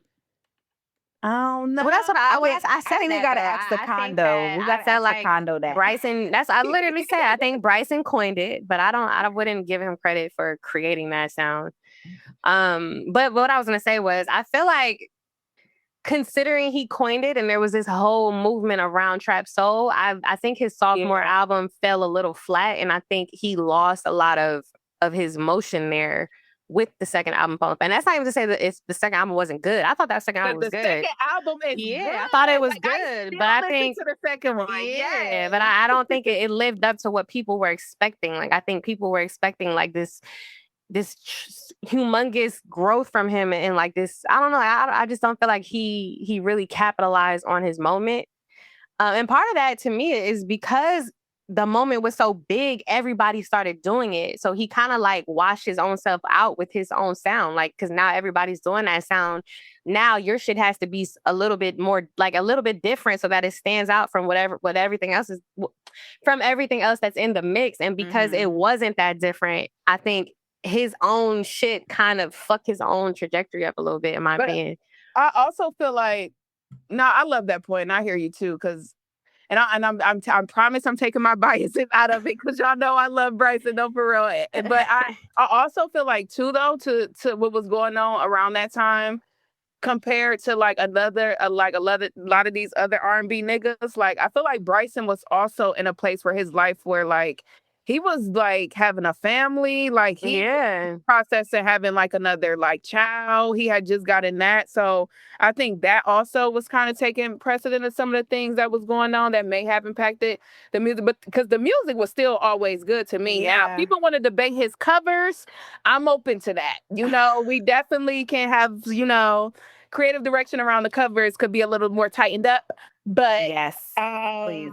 Overall, especially the last, I didn't really like the last album artwork. Me neither. But I was so confused. Yeah, and the crazy because that album was fire. It was, yeah, but and I was that's just my like, point. what the That's my point, though. I was gonna say, I feel like sometimes, and I feel like sometimes people don't know what they want to hear from Bryson. And this is my honest opinion. This is me just, maybe taking Bryson's side a little bit. I too sometimes feel like people don't know what they want for him. It's like, all right, when he raps, you irritated. When he sings, you irritated. Which one do you want? And it's not to say he can't do a great balance of both, or sometimes he's falling short. Because I'm be honest, on his last project, I really just like the song with Rick Ross, the Minnie Kelly.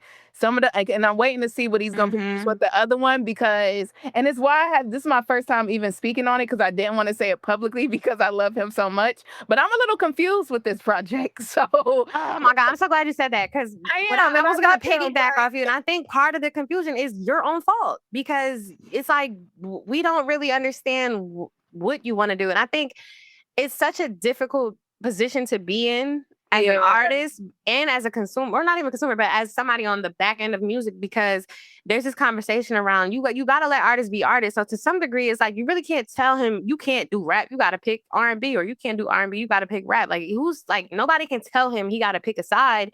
But what you do when you don't pick a side is you confuse your fan base. And this is why we always tell artists, when they're rising, you have to figure out what your sound is and really build a world around that until you start switching up and trying to dibble and dabble in other shit. Because once you, if you do not solidify your base with your sound, you're going to confuse the shit out of your audience, and you never are able to really grow and sustain a crazy audience, because they don't know what they want for it. Like, some of your fans want this, some of your fans want that. And then it's like, when you drop music, we don't know what you're doing. No, you're right. Because I seen somebody even post too, and I was like, my poor Bryson took another bullet. Somebody was like, I don't want to hear a Boss Man D-Lo on the Bryson Tiller album. Yo. And I was... No, because honestly, to Jan's point, I agree with that. And I'm usually the one that's very much so like, no, let the artist be creative. That's what artistry is, creativity. You have to let them. But I do agree strategically. There has to be a healthy balance of creativity and strategy. Honestly speaking, they have to go hand in hand at a certain point in time. So for me, I think, I don't know, what is Bryson? Is Bryson signed? Like, what label is Bryson? He's with RCA. Yeah. Okay. Big sign. What I will say, though, to your point, I think there needs to be a conversation around, though. Like, I think sometimes some of these artists, when they are a little bit more creatively fluid, if you are one of those artists, you do have to recognize that your reach might not be as big. Like, if you want to be a superstar level talent, you do need to lean a little bit more into strategy. But if you're here in this space because you want to make the art you want to make, and that's your niche, then that's another conversation. And I'm starting to get the sense that, like, I don't really know if he cares about superstardom. Like, I think he's just making the music because, considering even what Jazz is saying about the whole family thing, like, family takes precedence to him. Yes. So there's a part of me that just feels like he just wants to make great music, and that he don't give a fuck if it's rap or video games. Yeah, like, I don't think he cares about all that shit. He really does. He wants to be in the video game anime space. I feel like he does. Like, That's why some of his album covers mirror that. Yeah, so it's like even to some degree, it's like me saying he needs to pick a side. Like that's projecting. He doesn't need to pick a side if he doesn't want to be like if superstardom is not his goal, and even like you could say he is a superstar, but Drake level is what I'm talking about. Like if we talking about that, I don't. That's not what I see from him. Considering like the output and the lifestyle, I don't think that he wants that. Yeah, and I also see that he has his own, I guess his own little label. Not little, I don't mean it like that, but Trap Soul imprint. Mhm. So anytime I see an artist with their, of course, it makes sense business wise, but anytime I see an artist with that, I do feel too like you are putting out music for you at that point in time. Yep, I Like agree.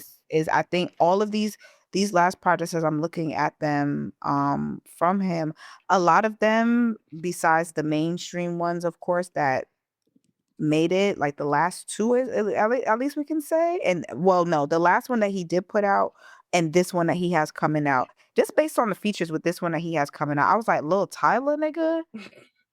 Yeah. Like, what do we? Yeah. What do we? And then I always remember Bryson likes to rap as well. He likes to get in that bag. So I think Bryson is still very much so operating from an independent artist mind frame where he's Yeah. just doing whatever makes him happy Yep. and not necessarily banking on the consumerism of his fans, if that makes sense. No, Like, true, because but here's the thing, because there is a part of him that I do feel like leans into that in a way where it works. Like he recently put out a project on SoundCloud that I still yes. listen to this day. Like, and I'm just like, when he does that, like when he's in that bag where he's like, you know what? I know I built a fan base on it was Slum Tiller Volume 1. I know I Core still have fan a core base. audience on SoundCloud. Let me tap into that. My cores. Like when he does that and he goes off. Like, But see, but even to that point, though, that even to me underscores what Milan is saying. Like, I really do think he is playing the indie game, but with a major label backing. Yeah. yeah, that's it. There it is. That's it right there. That's literally it. Like my auntie, there it is. Like that nigga we getting whatever the fuck that nigga wants to give us, and he got the label bag behind him, and that's that. And I respect that's it. that. Yeah, true. I Oh, Man, that's crazy. Anyways, y'all, let's get into these updates real quick. Scissorlana, shout out to Jersey, y'all. She's joining Vans as their first ever artistic director. She's gonna take on the roles, including overseeing campaigns and creating new silhouettes and exclusive designs. So y'all can look out for Miss Scissor's Vans. I think honestly, I think I seen Punch tweet Vanza, which I thought was very fucking cute. I thought it was with the Z, yeah, Vans with the S and then the ZA for Vanza, which I thought was super genius, mad cute. Some people were kind of like confused on why the fuck SZA is even getting into this, but I think people confuse being a creative director with being a brand partner. She's not a brand partner of this brand. She's a creative director, so she's going to do basically what Rihanna did with Puma. Okay. And I also wanted to shout her out. SOS officially became the first album by a female artist in history to spend 100 weeks in the top 10 on the Billboard 200. Wow. Yeah. That's incredible. Weeks. Facts. That's insane. Jesus, peace. And Control is still on the charts. Literally. Still. Listen, I'm gonna be real with y'all. I don't know why that lady said what she said about SZA. Man, like she is not the one. Okay? Like she That's said, far from the truth. None of that weird shit. But in Jersey girl fashion, as she should, bitch. That's the mantra for the rest of the I'm not with none of that weird shit with you niggas. Okay. Anyways, this is definitely Jazz's jurisdiction. Love Islanders, USA. Y'all see my girl. I said her name. Alandria. Alandria. Yep, Alandria. Shelly Belly. I know. If she grew up in the 90s, how old is she? Like 27, 28? Yeah, they are. Yeah, they are little cousins. I was gonna say they are Shit, I nieces, thought they but were they way kind of younger like than our that. little cousins. Yeah, they gotta be about. I think Shelly's about like 27. I think Olandria's like about 26, 27. It's actually it's the guys that are a little younger this season. Younger. Yeah, Oh, it's the wow. guys. Ace, I think is like what 23, 24, and I think Nick is like 24, 25. My God. So yeah, but Baby. no, shout out to our little cousins for getting signed. The girls are signed out here. That Love Island reunion is coming. Make sure y'all pay attention to the Sprite social channels when that does come too. Just saying. Okay, come on now, big boss lady. But yeah, it's I'm really happy for them. I've been seeing them strut around New York City, which lets me know they got that press. Whenever I see the giddy images, that's how I know. Yeah, somebody got that Yeah. on the dotted line, baby. So I love seeing them. Yes, we know I love, but I love seeing the girls signed and get these bags. And shout out to Cordell too from our previous season, our winner. That's the one I know. Cordell. Yes, Cordell is going to be featured in some upcoming sitcoms produced by Keke Palmer. Okay.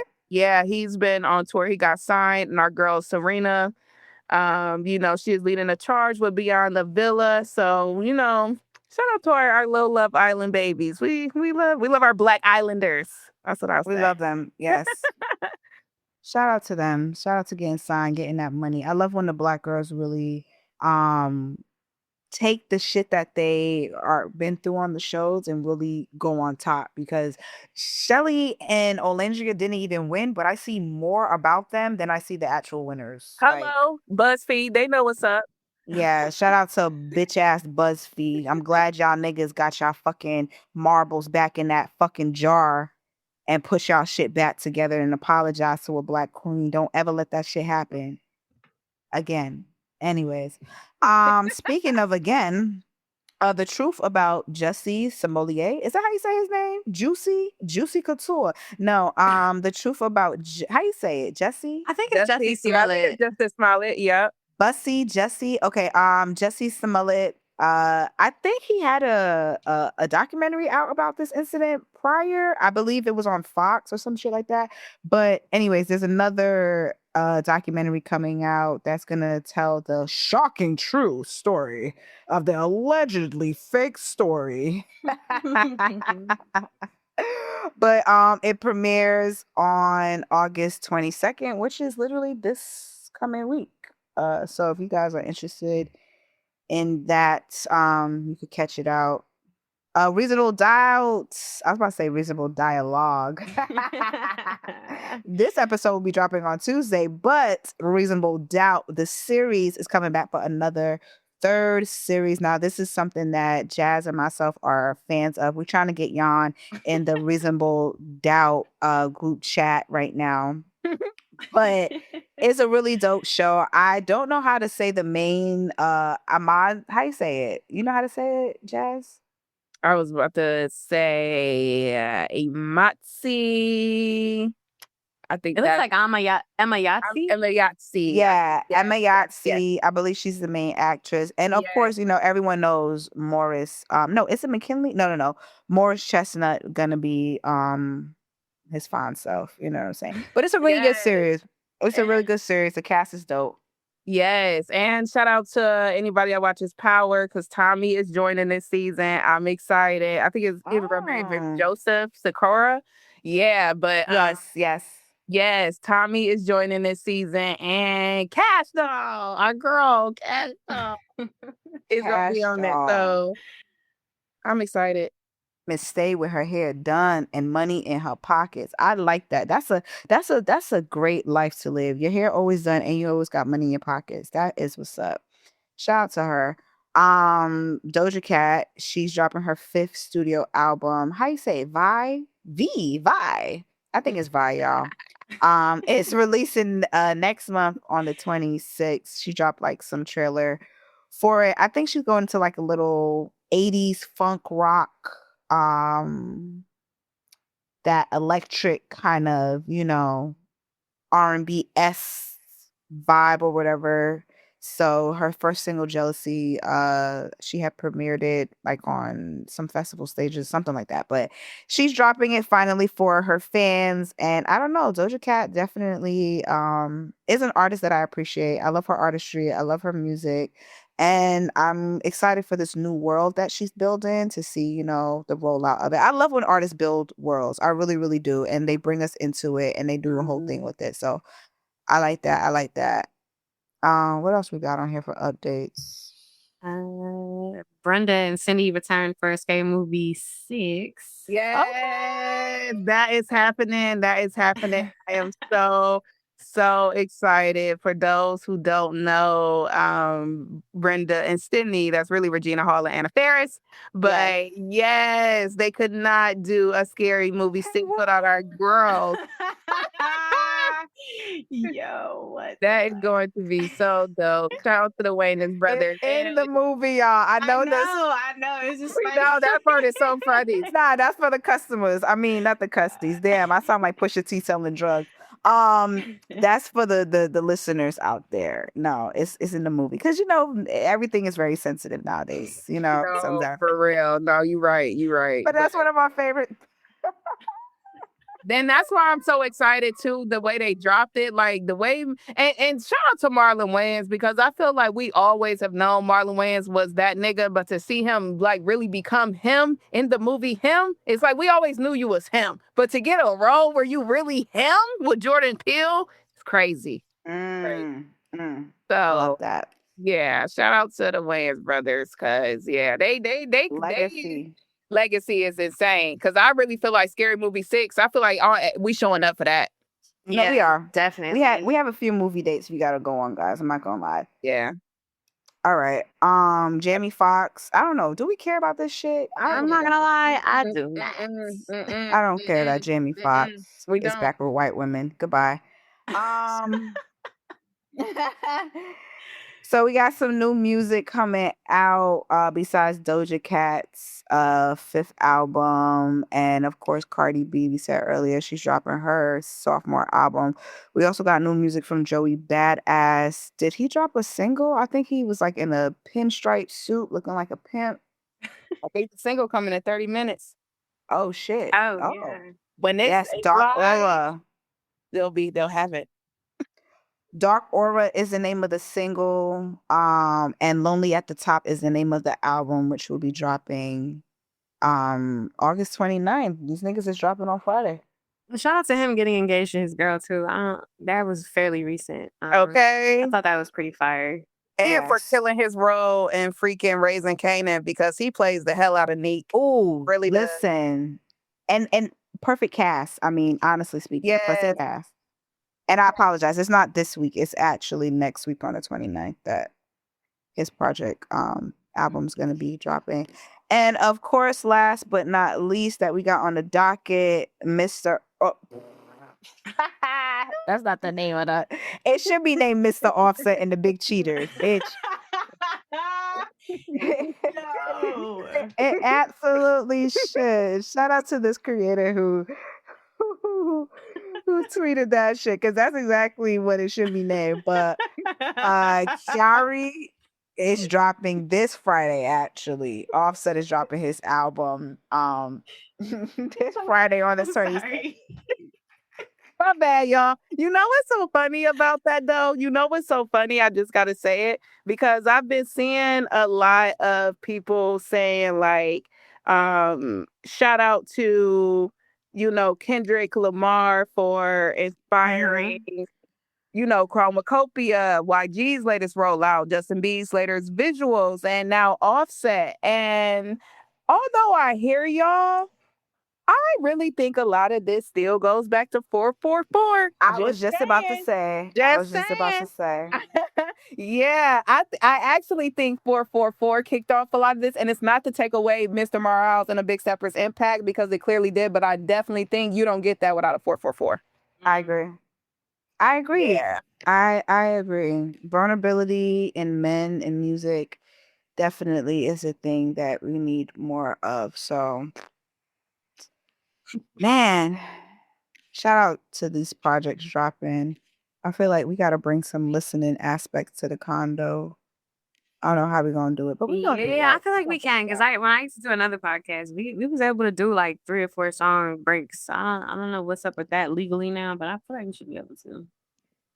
Yeah. But it's about that time. My favorite time of the podcast. Okay. Is that set list, y'all.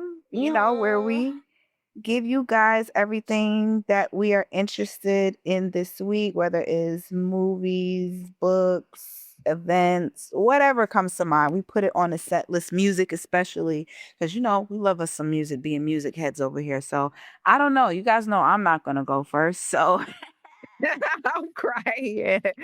I'll go first, y'all. I don't mind going first.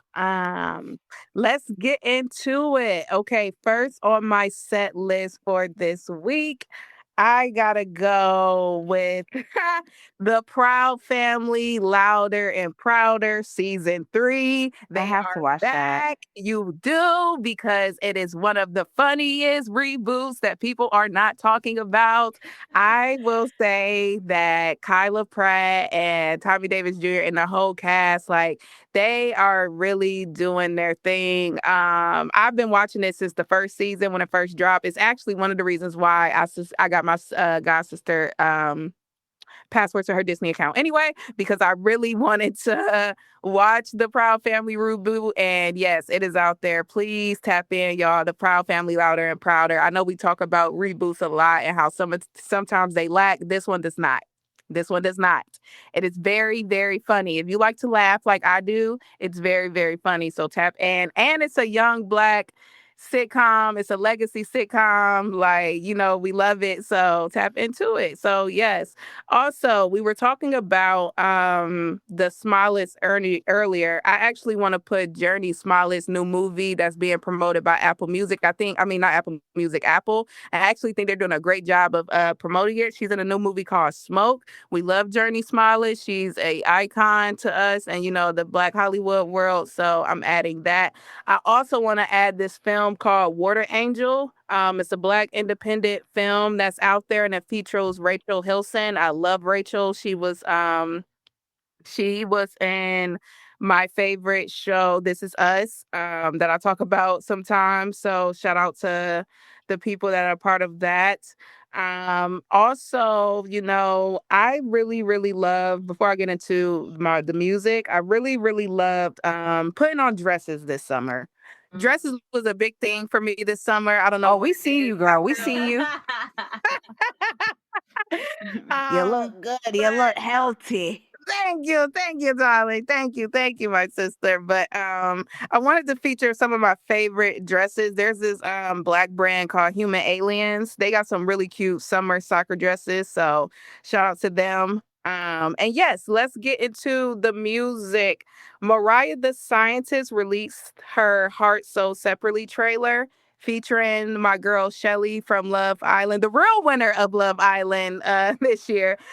Shelly is in the trailer, and I think it's so, so cute. I really am obsessed with Mariah the Scientist rollout and cover. And even if I'm not like the biggest Mariah the Scientist like fan or like have ever been a part of her like world, I can recognize a flower that's growing, and I love just watching it bloom. So I'm loving this moment for her. And I think I read or saw somewhere that Mariah and Shelly actually like went to college or something. So when Mariah seen her on Love Island, things like that, she wanted to do her part in terms of like reaching back and showing her love too. So I thought that was cute.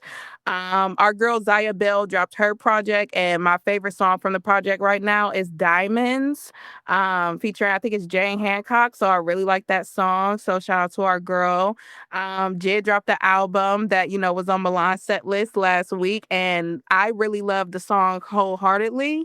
I think it got Slack and Ty Dolla $ign on there. So I really like that song. Valiant, I love this Passenger Princess song that's out right now. Shout out to the whole reggae dancehall community that has been on fire this summer. Like, I really feel like we've seen like a resurgence in like dancehall this summer. So I really love this Passenger Princess record.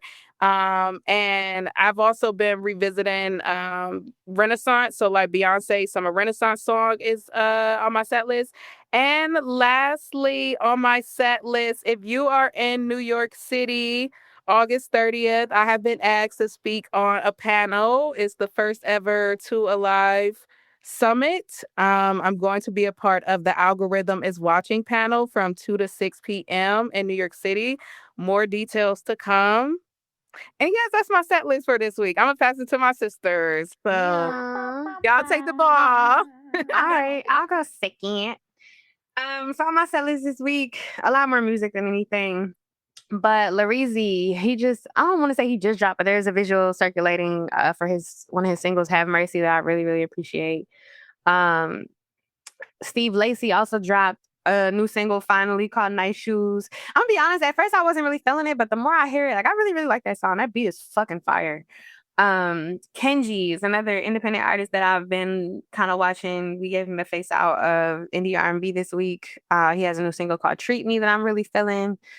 I also had Zayabella on my set list. I gotta put her on there. You know, that's my girl. Shout out to her. Her new album, Are You Listening? Or EP rather, Are You Listening?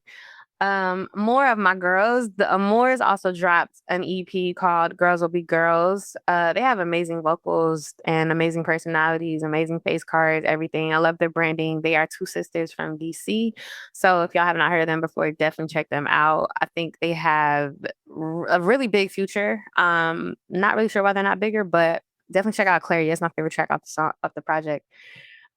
Speaking of Bryson Tiller, off of his, I guess, side A of his upcoming album. I like 200 Bands with Plies and T-Pain, so I'm put that on my set list. Mean is an artist, actually one of my favorite artists out right now. He dropped a new single called Useless Without You. And for me, it's giving me real heavy Static Major vibes, which is why I really, really like the song. The production is fire. And I think Amin is starting to lean a little bit into more mainstream sound, but he's still staying true to his songwriting and his style of performing. So I think this is a really big moment for him with that single. And Reggie Becton dropped D&D. Love Reggie. He also has album coming, so shout out to him. Definitely keep him on your radar. I think this era of Reggie is definitely a lot more elevated, and he'll tell you that than it has been in the past. Like, I think he's in a place now where he is really experimenting with his sound and trying to find the balance between indie alternative and R&B, but making sure that he's still staying true to his blackness, so that when you're hearing it, you're not thinking like, oh, this might be a white person. This is definitely a nigga, but it leans heavily indie, and it sounds really good. I'm really excited for everybody to hear that project when it comes. Couple more things. Book, Black Pearls. It is a book of meditations, affirmations, and inspirations for African Americans. It's not one of those books you just read straight through. It literally, every page is a different like trigger word, for lack of words, and then the whole page is dedicated to that word. So for example, there's a page called balance, and then the entire page is dedicated to an affirmation or inspirational thoughts on the concept of balance. So definitely recommend that. I always reference it. Telfar's new plastic bag line. Shout out to Telfar. That fucking line is fire. It's very creative. I love how they continue to like innovate the fashion space, and I love the pink and blue ones personally. I definitely will be grabbing those. And then lastly, my favorite juice bar in Trenton is back open. They've probably been open for a little bit, but I didn't realize it. But during the pandemic, they held me down. I used to get smoothies from there every single day. Definitely kept me sane. And it's called Health is Wealth. It's in downtown. It's a vegan, vegetarian restaurant and juice bar. So if y'all are local to Trenton or in the area, definitely stop by there. It is Black owned. And that's my set list. Fire. Okay, now it's my turn. Okay, I get it. Guess it's my turn. Okay, My set list for this week, tapping into some more new music. Hey Tronada dropped a new album, Ain't No Damn Way, on a random day. And of course, K Tronada is exactly who he believes he is. And we also believe it too. Of course, got to put my girl Zai Bell on the set list as well. Are you still listening? Definitely enjoyed that project. I love how her range as an artist and visually too is growing. I'm really, really like loving that entire like witnessing that experience and this new world that she's also building for herself. We've, had her as a special guest on our, beautiful podcast here. So shout out to Zaya Bell. We definitely appreciate you. Barney Bones and The Voice, if I'm saying her name correctly. Faithless, a new song that dropped by both of them. Yay Ali featuring Eric Bellinger. They have a song out. Let me make sure. Don't Tap out off of his newest project, Trap Ho, Trap House Jodeci 3. Okay, I don't know, yeah, Ali. Maybe that could be a new title to a song, Trap Ho. Okay, but moving right along. Alan Stone, Closer. Now, this white man, I literally heard him randomly on like shuffle on the iPod. And I was like, hold on. This man's voice is amazing. And this song is actually really, really beautiful. So that's the latest song that this man has dropped called Closer. Tia Corinne, one of my favorite rap girlies, she dropped a song called Fall in Love. I really love Tia's voice. I think her voice is like super cute and she definitely should look into some animation. She has that kind of voice for sure. Take Van is an artist that I also found on Discovery in my iPod here. She had a song called Daylight Blush, very house, upbeat dance track. Definitely something you should check out. And I'm not gonna lie, y'all, I've really been feeling this Metro Boomin presents a futuristic summer. Like I've been listening to it every fucking day. It's been one of the most interesting and energetic bodies of work, of course, that's recently dropped. For me personally, it's very nostalgic. I'm a born and raised New Yorker who now lives in Atlanta, Georgia. And unfortunately, and I say that with a broken heart, unfortunately, I didn't have the privilege of experiencing Atlanta in Atlanta, you know, what the real Atlanta is, but I've always loved down south music, especially Atlanta culture and just, Atlanta music. So Metro Boomin doing his thing with this project definitely will entice you to go and find some form of history about the real Atlanta. You know what I'm saying? There's different sections and different phases of Atlanta, but this one is where we have fun, dance. I say we, I mean, I've been in Atlanta too long now. I am a Georgia Apple, but yeah, I really love this. I really love this project. And I'm glad that, like I said, I believe you said this too, Jazz, that Metro did something for the culture. And a lot of the music that the consumers worldwide are not gonna get, that's perfectly fine because this wasn't for y'all. This is for us. This shit is for us. Okay, Rema. I don't know how to say the song, so please forgive me. Is it Kilibu? How you say it, Yon? Because I know you be programming. Kelly Boo. Kelebu. Jan is the supreme programmer over there on Pandora, pandoring all of the stations, okay, across the motherfucking nation. Um, Alex Isley, she drops a beautiful song that I truly loved, and it was a Raphael Sadiq version. Thank you for a lovely time. Shout out to her. I don't think she uses her nepotism the way she truly should use her nepotism. And I found out, which I know I'm probably late, but her and the artist Kenny, what's his full name? I know it's Kenny Got Soul. Neon Dixon. Yes, Kenyon Dixon. Thank you so much. Kenyon Dixon. They have a daughter together. And the daughter, I've seen videos of him like teaching his daughter how to sing. And I just think that is such a beautiful moment between a father and a daughter to bond over something that he also does, which is music as well. But the little girl's voice, you can tell that she can potentially be a star. And I say can in the sense of it's her decision if she wants to, follow through her parents' footsteps. But to have these kind of parents, I think she's in the right space. Sid dropped a song as well too called Die for This that I was listening to. So definitely had to add that to my set list. Shout out to Sid. And yes, I was on the Bryson Tiller wave as well, listening to at least the first half of this project he has going on. I don't want to say I was confused because I kind of like we said earlier, I kind of get Bryson Tiller's whole, trajectory of how he moves when it comes to music. So I definitely was listening to that. What's it called again? I don't know. What's the joint project called? Is it more? No, it's weird because the way how it comes out is like it's different. Okay, Solace and the Vices. It's like a Yes. complete yes, yes. It's a double jointed project, I believe, or whatever you call those. But it's Solace and the Vices. So the first half of it dropped recently, and then the next half we can expect in 45 days, which will be October 2nd. So yeah, I did enjoy some of the bops off of that. I'm not gonna lie. I don't know what part of the project this is because it doesn't say. It just gives you the singles.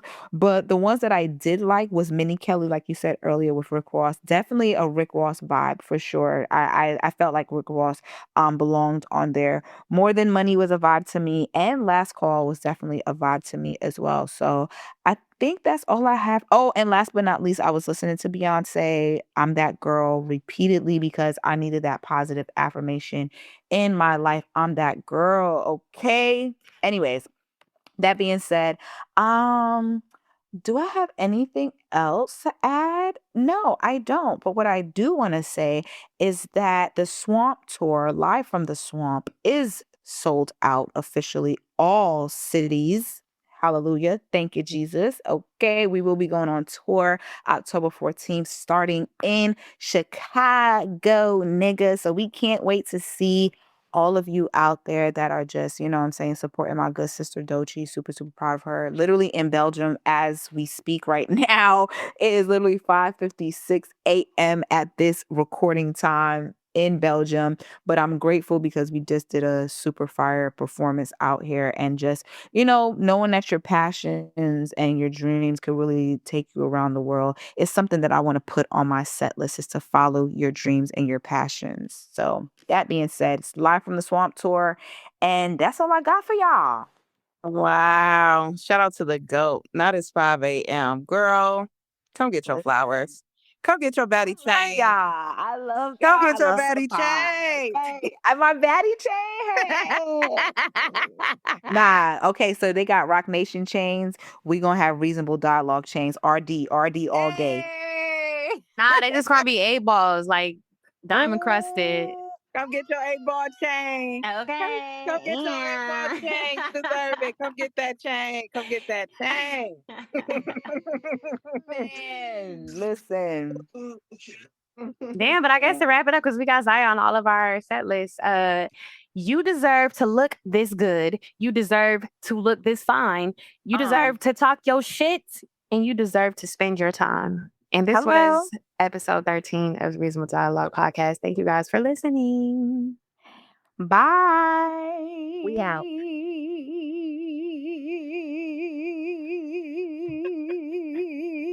What's up, world? It's your girl, Jazz. It's your girl, DJ Miss Milan. And it's your girl, Jan Sneed. Thank you guys for tapping into another episode of the Reasonable Dialogue podcast. Thank you guys for tapping in every week and spending time with your favorite girls at the condo. We really, really appreciate the love you guys pour into us. And if you're rocking with the conversation, make sure you follow us on all socials. We are on Twitter, Instagram, and YouTube at Reasonable Dialogue. And be sure to rate, subscribe, comment, like, tell a friend, and be sure to stay reasonable.